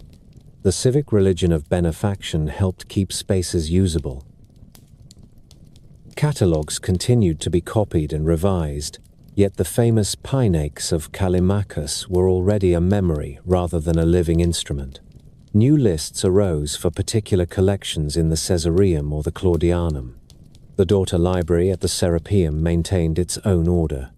Regional scholars who visited Alexandria kept working bibliographies for their subjects and compared lists when they met. The method survived, even as the central map blurred. It is one of the strengths of the Alexandrian invention that it could function as a practice dispersed across rooms and cities. Fiscal policy left fingerprints on the scholarly life. In stable years, the prefect's office paid for the maintenance of institutions, sometimes with help from Rome. In crisis years, taxes rose, coin was clipped, and privileges were suspended. The 3rd century brought the long tremors that historians call the crisis of the empire. Rival emperors, invasions across frontiers, plague, and inflation pressed every province. In Egypt, the effects were felt in the purchase price of lamp oil for reading rooms and cedar oil for shelves, in the number of copyists the city could employ, and in the frequency with which the guards of the prefect would escort grain to the quays and leave the precincts unattended. There is nothing dramatic about a water clock that cannot be repaired because the bronze smith has gone to work on spearheads, but such small losses explain how a famous campus can begin to go quiet. Personalities who held titles associated with the Mausian during the Roman period testify to its altered character. Tiberius Claudius Balbillus, a learned astrologer and an imperial courtier, is named in inscriptions with honors linked to Alexandria's institutions. He was no Zenodotus or Aristarchus. He was a gentleman of affairs, whose presence signaled favor between court and city. Honorary membership kept the name alive, but changed the expectations of the office. The best scholars still worked in Alexandria, yet the headship no longer guaranteed that the person in charge would be the finest editor in the Mediterranean. Amid all this, learning did not die. Instruction continued in grammar, rhetoric, philosophy, mathematics, and medicine. Students still memorized Homer and learned to parse the parts of speech from manuals that owed much to Alexandrian predecessors.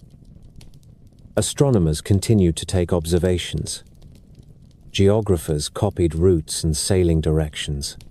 Natural philosophers wrote on tides and winds and on the refraction of light near the horizon. The city remained a magnet for travelers who wished to see the lighthouse and the long straight reach of the Canopic Way, and many of them also wished to walk the precincts where scholars read under figs and planes. A visitor in the 2nd century would have found a learned city, with fewer stipends and less central authority than in the age of the first Ptolemies, but still confident in its craft. 2 long shadows lengthened as the 3rd century advanced.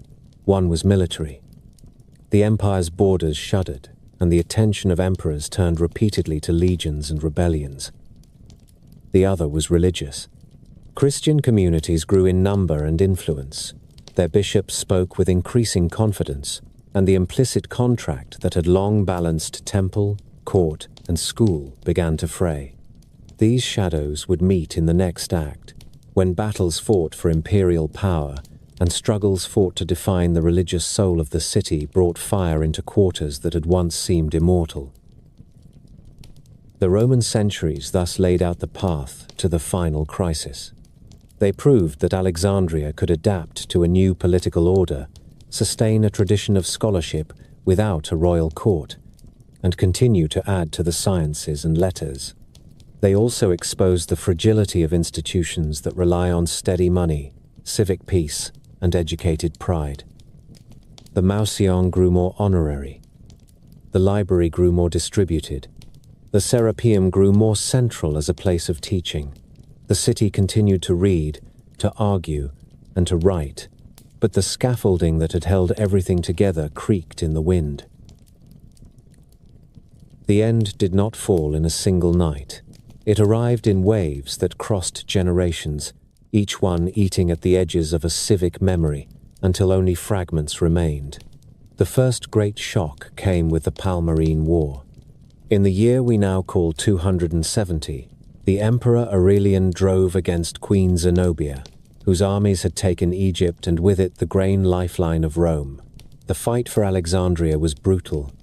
Ancient writers say that Aurelian retook quarter after quarter, and that the Bruchion, the royal district facing the harbors where the Mausian and the old palace libraries had stood, was devastated. Fire followed steel. If any halls of the original royal library still functioned, they were caught in that storm. The vocabulary of later chroniclers is spare and final.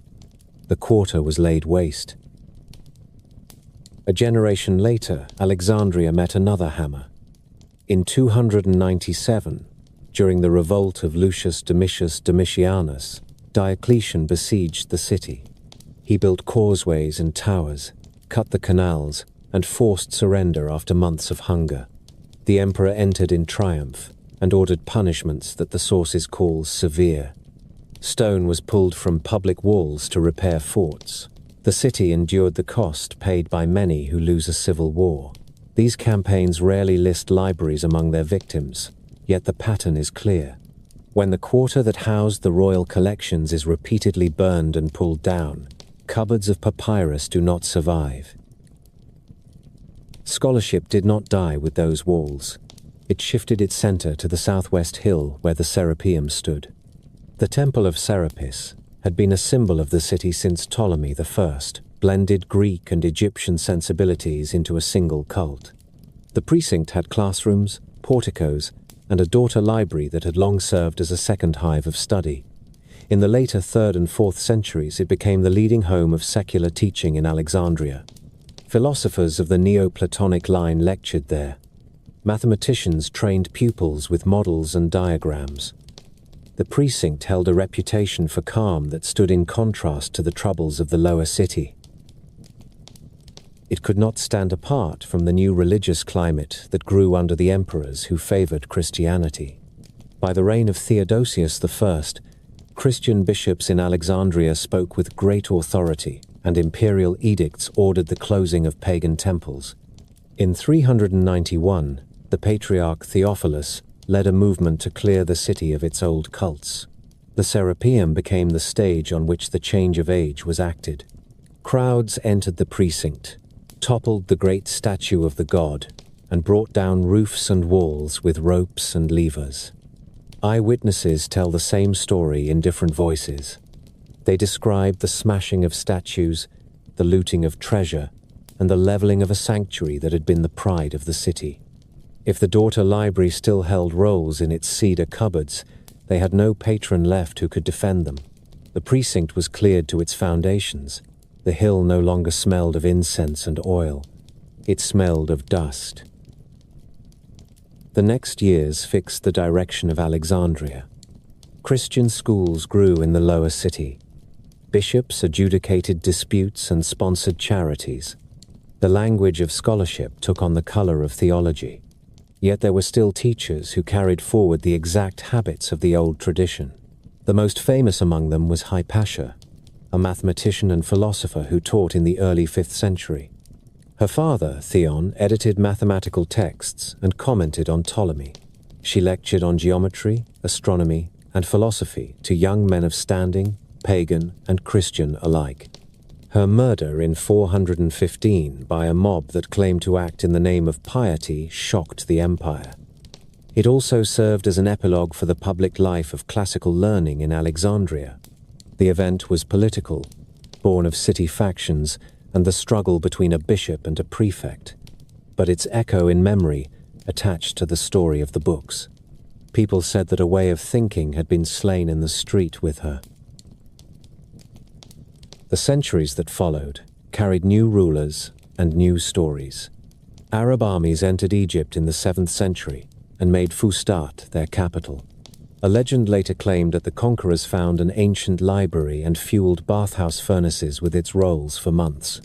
No contemporary source records such a deed, and the tale appears many centuries after the fact.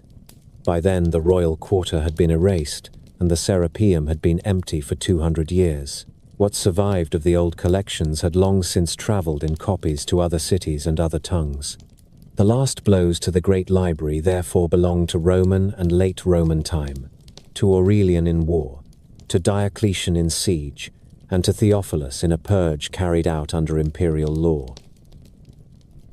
We should pause and see what was lost and what was saved. Buildings fell and shelves burned. Catalogues were broken into pieces and repurposed as scrap. Yet the method of Alexandria had already taken root elsewhere. Editors in Pergamum and Rhodes used its signs. Scribes in Antioch and in Byzantine scriptoria used its habits. Translators in Syria and in the academies of the early Islamic world handled Greek science that had once been collated in Alexandria. The city taught the Mediterranean how to keep texts alive by multiplication and by commentary. That lesson survived even the ruin of the rooms where it was learned. When a visitor in the 5th century climbed the hill where the Serapeum had stood, he saw a solitary column that we still call by the name of Pompey, though it belongs to a later emperor. Wind moved across the foundations, and the view stretched to the sea. The lighthouse still burned at night. Ships still crossed the basins, and the heptastodion still carried traffic between city and island. But the institutional heart that had once gathered scholars to dine and to dispute was gone. The life of the mind had not ended. It had changed its addresses. Long after porticos cracked and shelves collapsed, the library grew larger in memory than in stone. The city's learned heart, once measured by catalogue leaves and the hum of copyists, became a parable that different ages told to explain their fears and their hopes about knowledge. What burned was not only papyrus. A story burned its way into the common inheritance of the Mediterranean and then far beyond it. Each generation chose a culprit who suited its lessons. Roman moralists preferred to see a single tragic spark in Julius Caesar's harbour fires. They imagined a commander who won a siege, and by accident unstitched civilization's archive. Christian chroniclers of late antiquity, writing in a time when temples fell and new scriptures rose, placed the last act at the Serapeum when a crowd obeyed imperial edicts and cleared the hill to its foundations. Centuries later, writers in Arabic and Syriac repeated a tale in which the conquerors of Egypt found a hoard of books and asked the caliph whether to spare them. In this story, the answer is a severe epigram. If the books agree with scripture, they are unnecessary. If they do not, they are harmful. The bathhouse furnaces then glow for months on the fuel of a dead age. The details arrive late and vary with the teller. The silence of 7th century observers speaks as loudly as the rhetoric of the 13th. Modern historians weigh provenance and date and find that the legend belongs to a season of polemic rather than to the first decades after the conquest. Yet it persists because it answers a human appetite. Disaster feels complete when a single decision can be blamed. Other legends are kinder. Mark Antony famously gives to Cleopatra the Library of Pergamum. 200,000 rolls change hands as a wedding gift, and the river of words flows back to the Nile to refill what the harbour blaze had taken. The gesture pleases because it imagines a court that repairs with love what war has damaged. It also flatters Alexandria with a rival's tribute. Whether the numbers are exact or the transaction literal, the story reveals what contemporaries believed about the stakes. The city that held the books held the future. There are legends inside the walls as well. The Pinakes of Callimachus, that ambitious map of literature, becomes in later retellings a lost key that would have led any reader straight to treasure. One imagines a set of tablets that listed every play of Aeschylus, every book by Herodotus, every treatise by the mathematicians, with notes on authenticity, first lines, and provenance. A scholar who has ever searched a shelf for a title that must be there will understand why the Pinakes fascinate. Their loss feels like the theft of a compass. Fragments of the project survive in citations and summaries, enough to prove its scope and method, not enough to replace it. The city also gathered myths about secret rooms and hidden vaults. Visitors in late antiquity described underground passages in the royal quarter and beneath the Serapeum where priests and librarians were said to have stored precious works against times of trouble. Archaeology in the modern city is hard. Water tables, later foundations, and constant habitation keep the ground from speaking in long sentences. There is enough evidence of magazines and service corridors to encourage a story that rolls can still emerge from a wall, where a mason tucked them when the noise of soldiers grew close. Discoveries elsewhere in Egypt fan this hope. The Oxyrhynchus dumps, dry and hospitable to papyrus, have yielded poems of Sappho and plays of Menander thought, lost for good. The Nag Hammadi codices appeared from jars in a farmer's field and gave the world a library of early Christian texts no catalogue had promised. If the desert can lift a veil for a village 200 miles from Alexandria, why not for a street along the Canopic Way? The question keeps legends alive, even as careful minds insist on evidence. The Lost Library also gathered a roll call of vanished works that now feel like characters in a cast.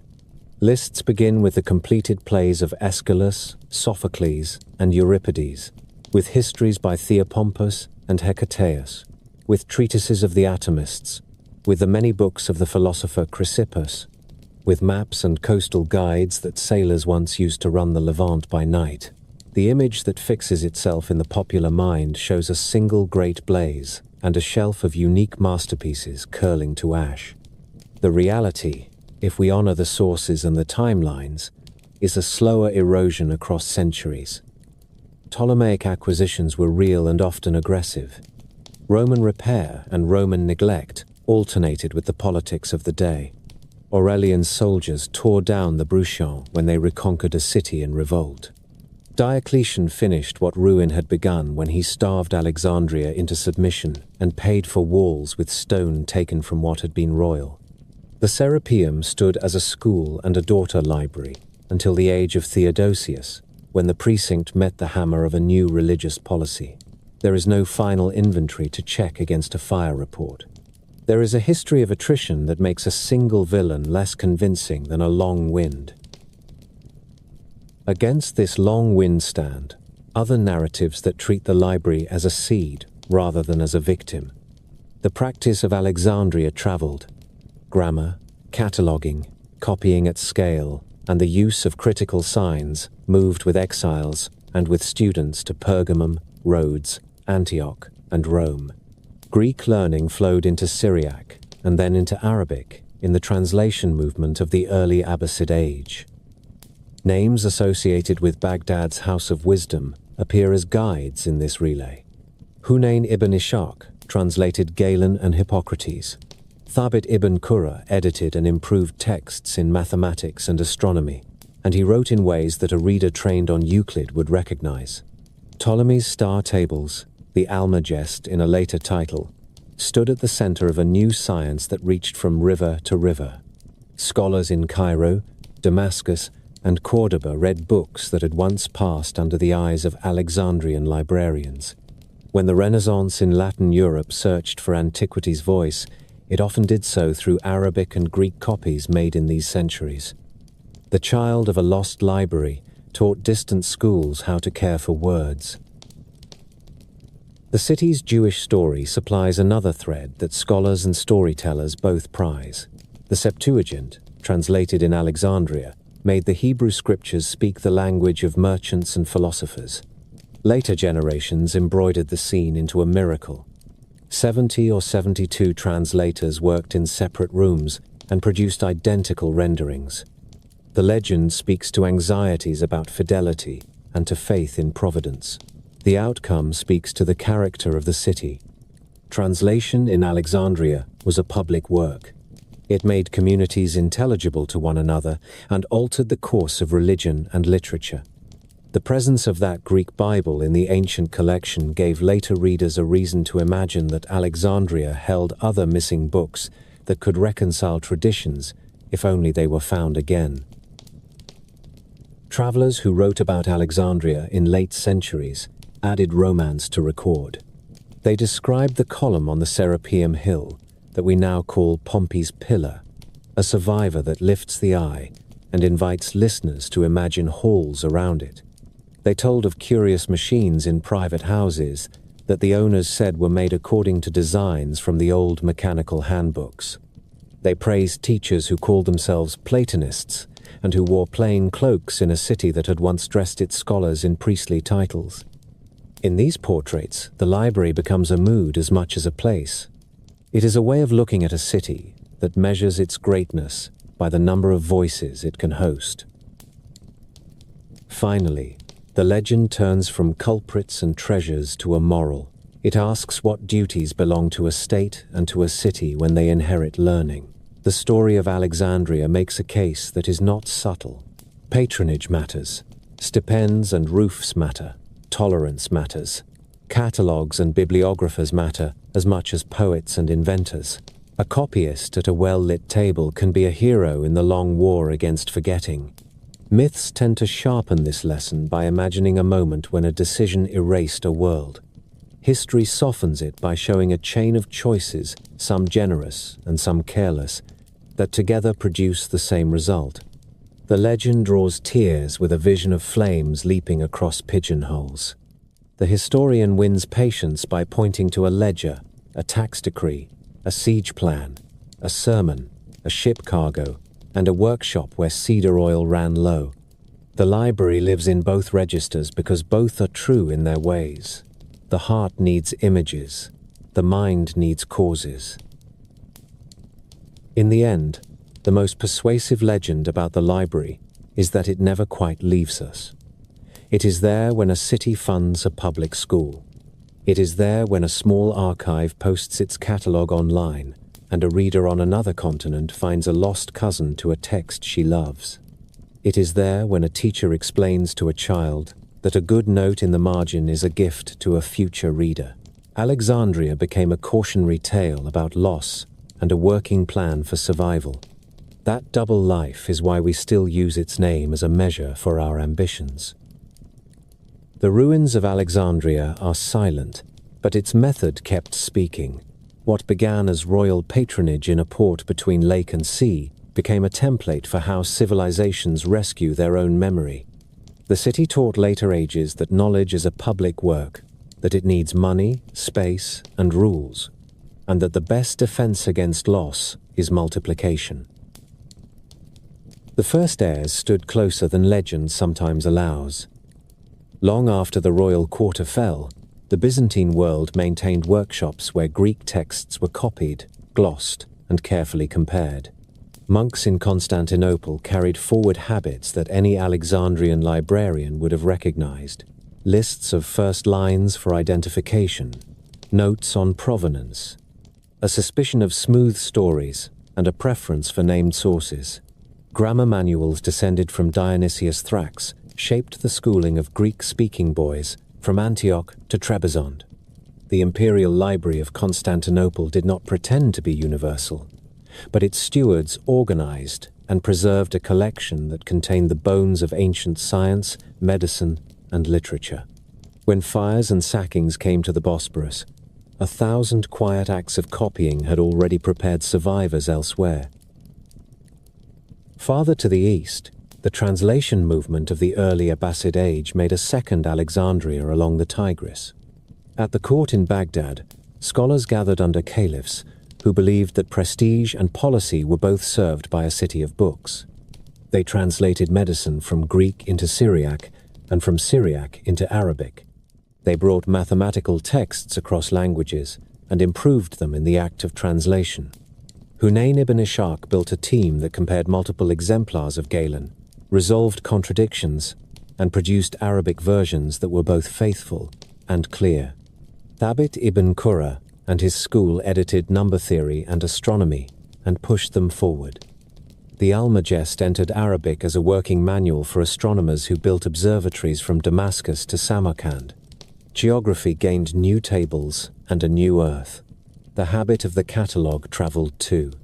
Bibliographers in Baghdad and later in Cairo compiled lists of authors and titles by subject and by alphabet, often with judgments about authenticity that echo Callimachus. What had been royal policy on the Nile matured into a civic craft by the Tigris. To the west, monastic Europe kept a different kind of faith with the Alexandrian idea. In scriptoria from Ireland to Italy, copyists wrote on parchment through winters, long enough to test any vocation. The book changed shape. The codex replaced the roll. Margins became a space where readers argued with texts and with one another across centuries. The decorative arts of the Carolingian age and the discipline of the scholastic houses met in the labor of making a page that could be read by candlelight and by a student 2 towns away before sunrise. When the first great universities formed in Bologna, Paris, and Oxford, they carried forward another Alexandrian belief. A city grows strong by making rooms where questions can be asked in public. The chain of survival bent again in Italy, where merchants and humanists in the 14th and 15th centuries searched monastic libraries and civic cupboards for ancient works that had fallen from regular use. Petrarch and his friends taught Europe to treat a manuscript as a ship returned from a voyage rather than as a relic to be displayed and forgotten. A copy made in a Camaldolese house could be the spark for a republic of letters that reached from Florence to Bruges. When the press came, first to Mainz and then to Venice and Basel, the craft of comparison and correction had a new tool. Printers hired scholars who collated multiple exemplars and annotated choices in the margins. The old signs of the Alexandrian editors had new relatives in the manicules and pointing hands of the early printed page. Catalogues moved from tablets and lists to printed inventories and bookseller catalogues that allowed scholars to request a title from another city and expect it to arrive. By then, the intellectual DNA of Alexandria had become so ordinary that it could vanish into the background of public life. City councils voted to fund schools. Donors built libraries and put their names in stone above doors. Librarians wrote rules for borrowing, for quiet, for hours, for the care of bindings, for the treatment of margins as a shared space rather than as a private notebook. A new science of bibliography grew, first as a learned passion and then as a profession. National libraries defined legal deposit so that a country could have a memory that did not depend on chance. The classification systems of the modern age gave numbers and subjects to shelves in a way that Callimachus would have recognized as kin. Card catalogues and then digital catalogues extended the pinakes into forms that are faster but not different in spirit. The sciences carried forward the most exacting portion of the Alexandrian legacy. Astronomers who observed supernovae in China and Denmark wrote their notes into a tradition that had begun when Eratosthenes placed a gnomon in sunlight and when Hipparchus compared lists of stars. Physicians who prepared anatomical theatres and later anatomy atlases did so within a culture that accepts the authority of the seen. Mathematicians proved theorems with a mental voice trained by Euclid. Geographers laid out maps with grids and coordinates that became the common language of navigation and then of satellites. Everywhere a footnote appears, and everywhere a scholar refuses to accept a claim without a source, Alexandria nods. There is also the legacy that cannot be shelved. The library became a symbol that policymakers and ordinary citizens could understand without reading a line of Greek. It stands for the idea that the health of a city includes its books and its schools. It is invoked when a government funds a new public library and when a class of third graders walks beneath a ceiling painted with the names of authors they have not yet read. It whispers in the ear of a cataloguer who stays late to check a date and in the ear of a teacher who tells a student that a careful citation is a civic act. It stands, finally, for humility. The oldest catalogue of catalogues burned. The oldest school of schools closed its doors. We have what we have because copyists counted lines, and because donors paid for roofs, and because readers in every age believed that a page is a promise. In Alexandria itself, the emblem returned to stone. On the shore east of the old harbour, a modern building opened its doors with a name that remembers. The Bibliotheca Alexandrina rose from a circle set into the ground like a rising sun, its walls carved with scripts from many languages, its reading room wide as a plaza. It holds books and galleries and classrooms, but more important than its holdings is its claim. A modern city declared itself willing to carry an old task: to gather, to teach, to lend, to invite, to digitize so that floods and fires cannot take everything at once, to host scholars and school children at the same tables, to act as a bridge between past and present, between Egyptian heritage and a global public.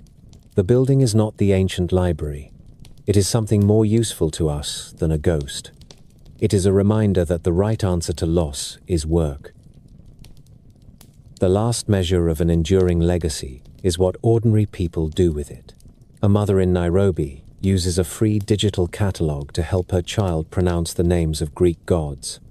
A student in Krakow reads a Syriac translation of Aristotle on a phone while waiting for a tram. A curator in Alexandria uploads high-resolution images of a papyrus so that a graduate student in Buenos Aires can enlarge a torn corner and propose a better reading. A city librarian in Louisville argues before a council that Sunday hours are part of public safety and cites the reading habits of teenagers as evidence. In each act, there is an echo from a hall where scholars once ate together under fig trees and argued about a line in Homer. Alexandria taught the world that a library is not a trophy. It is a system. It is a promise made by the living to the unborn that the record will be kept as best as it can be, and that errors will be corrected in public. That promise worked in a royal quarter lit by oil, in monastic rooms lit by winter sun, in a caliphal palace lit by lamps of glass, in a Venetian press lit by type metal, and now in screens lit by diodes. The materials change. The pledge remains the same. Begin in the sand and under the surf. That is where the city keeps speaking. The library's story survives not only in the prose of ancient historians, but also in a scatter of clues laid down by workmen, priests, teachers, and sailors who never expected to be read. Shards of pottery with quick accounts scratched in ink. Tax receipts folded like birds and tied with string. A lost lecture hall whose steps still hold the imprint of 1,000 sandals. The afterlife of Alexandria is an investigation, and it is conducted with notebooks, tapes, cameras, and the patience to let a small fact change a large story. On the hill we call the Serapeum, the 19th century dug out colossal fragments and a forest of broken bases. This is where a temple once spread its courts, and where a daughter library held cedar-lined cupboards of books. A single granite column rises there still, a survivor crowned in late Roman honor that later ages misnamed for Pompey. Around its base, excavators found pavements worn smooth and service corridors where porters once shouldered crates. Far below the hill, under today's apartments, archaeologists traced galleries and stairwells that suggest storerooms and classrooms. Pieces of inscribed lintels turned up in garden walls where the stone had been reused. Each fragment is a sentence in a document that wind and time tried to erase. Across the modern city, at Com el Dica, a tidy miracle appeared in the soil. Workmen clearing for a housing project uncovered rows of stepped auditoria, small covered classrooms made of brick and dressed with limestone, dating to the Roman and late Roman centuries. Dozens of teaching rooms stood side by side, like a campus frozen mid-term. The benches and apses tell a simple truth that shadows every argument about the library. When the royal quarter faltered, learning did not disappear. It moved to places like these and taught grammar, rhetoric, philosophy, and mathematics to students who would keep the civic machine turning. The rooms echo with the voice of a teacher reading Homer and with the scratch of a stylus on wax. Walk toward the water, and the investigation descends. Divers in the eastern harbor map columns and architectural blocks by feel and by light that fades to green. Storms and the slow settling of the heptastadion have changed the coastline since the age of the Ptolemies. The sea covers parts of the royal quarter and the island of Antiochodos, where Cleopatra kept a palace. Underwater archaeology has traced quay walls, massive foundations, and fragments of statuary that likely stood within or near the precincts where scholars once dined. This is not the library itself. It is the city that made a library possible. A harbor with disciplined stonework and a causeway that held the tides in check were as important to the Mausian as any catalogue. Beyond Alexandria, the desert does its own work of preservation. At Oxyrhynchus in Middle Egypt, the dry dumps of an ordinary town have yielded thousands of papyri. Out of broken baskets and long-dead courtyards have come poems of Sappho, new scenes from Menander, fragments of lost historians, and school exercises with the teacher's corrections still visible in a firm hand. These were not library copies. They are evidence that the library's habit of multiplication reached deep into civic life. A book copied for a local reader might be discarded and buried, only to be read again 2,000 years later in a laboratory with good light. The desert is an accidental archivist. It has given us a counter-argument to the myth of catastrophe. When a central shelf vanished, other shelves elsewhere kept the words alive. Another branch of the hunt looks not for shelves, but for methods. How do we know that Callimachus mapped literature? Because later authors cite the Pinakes and treat them as a standard. How do we know a fire took the bookstores by the docks in the days of Caesar? Because an ancient writer cites Livy on the loss of tens of thousands of rolls, and because later witnesses like Plutarch and Orosius draw that smoke across their own pages. How do we know that the Serapeum fell beneath a crowd led by a bishop obeying an imperial edict? Because Christian and non-Christian voices alike describe the same event in the same year with different music and the same notes. History withholds the final floor plan and the final ledger, but it supplies converging lines of testimony. The craft is to weigh them in public. The hunt is also linguistic. Greek leads the way, but the relay continues in Syriac and Arabic and Latin. Greek science and letters entered Syriac monasteries along trade routes that connected Egypt with Mesopotamia. From there, translators in Baghdad turned medical and mathematical books into clear Arabic that invited improvement. A physician in the House of Wisdom would compare multiple Greek exemplars with a Syriac version and produce an Arabic text that future doctors could trust. This was not nostalgia for a fallen city. It was the continuation of an Alexandrian conviction that accuracy is a civic virtue. When Latin Europe went looking for Aristotle and Galen in the 12th century, it often did so by reading Arabic and translating again. The chain of custody is the legacy. Modern tools press further. A charred roll from Herculaneum, buried by a volcano far from Egypt, can now be read without unrolling by using subtle differences in density that mark out letters hidden in the carbonized layers. Multispectral imaging pulls faded ink back into view on Egyptian papyri that human eyes had given up. Digital databases gather papyrus fragments and cross-link them by hand, by script, and by content so that scholars in different cities can reunite a torn document across continents. Catalogues that began on wax tablets and wooden boards now live in servers. A student can search for every witness to a passage in Herodotus with a keystroke and then ask to see the photograph of the oldest copy. The oldest problem in Alexandria was how to find the right roll. The newest answer is to let a catalogue speak faster. The city's myth invites imagination as well as proof, and a responsible account can make room for both. If we walk through the royal quarter in the mind, we can trace the morning of a day just before the purge under a late Ptolemy. The librarians check the harbour list and see that a merchantman from Rhodes has declared 3 sacks of books taken as surety on a debt. The sacks are carried to a copy room. The lector clears his throat and the hands begin to move. Down the hall, a class has met to hear a physician talk about the pulse and its kinds. In another court, a mathematician draws a right triangle in sand and speaks about ratios.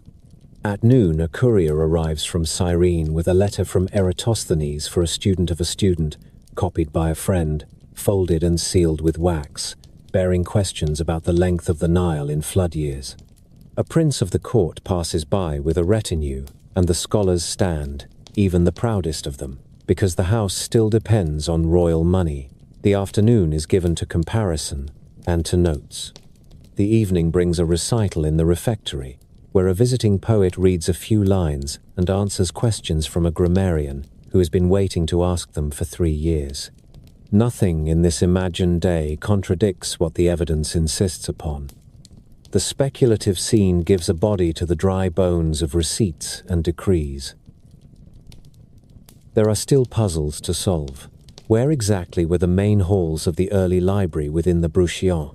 How much of the collection had already been dispersed to other sites in the city by the time of Aurelian? What did the catalogue entries for Egyptian ritual texts look like when Greek librarians filed them beside Homer? Were there dedicated rooms for copies in Egyptian script? And did priests from the countryside sit at those tables? What proportion of the roll count often cited in ancient sources represented unique works rather than duplicates and revised editions? Every answer demands humility. Alexandria was not a single building and not a single moment. It was a system stretched across streets and centuries. The moral dimension of the hunt belongs to the present. The modern Bibliotheca Alexandrina stands near the old harbour as a statement that cities can choose memory as policy. Its reading room takes in daylight like an amphitheatre. Its walls wear scripts from many languages like a carved promise. It funds preservation and digitization not as luxuries, but as the minimum duty of a custodial city. The point is not to recreate an ancient glory. The point is to continue the work that made the ancient city useful to strangers.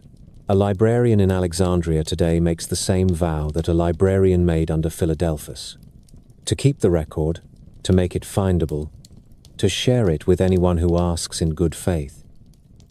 There is romance in this, and there is also the arithmetic of survival. Papyrus rots, shelves warp, storms take roofs. Politics can turn the learned into targets or bystanders. The only reliable defense is multiplication and dispersal, anchored by public catalogues and public funding. Alexandria learned this early when it sent copies abroad. The world learned it again through monastic scriptoria, caliphal translation houses, early presses, and now distributed digital archives. The more copies in more places, the less likely it is that any army or any accident can silence a voice. In the end, the library's last chapter is not a lament. It is a field manual. It tells every city that wishes to be more than a market to build rooms where the young can learn to read with care.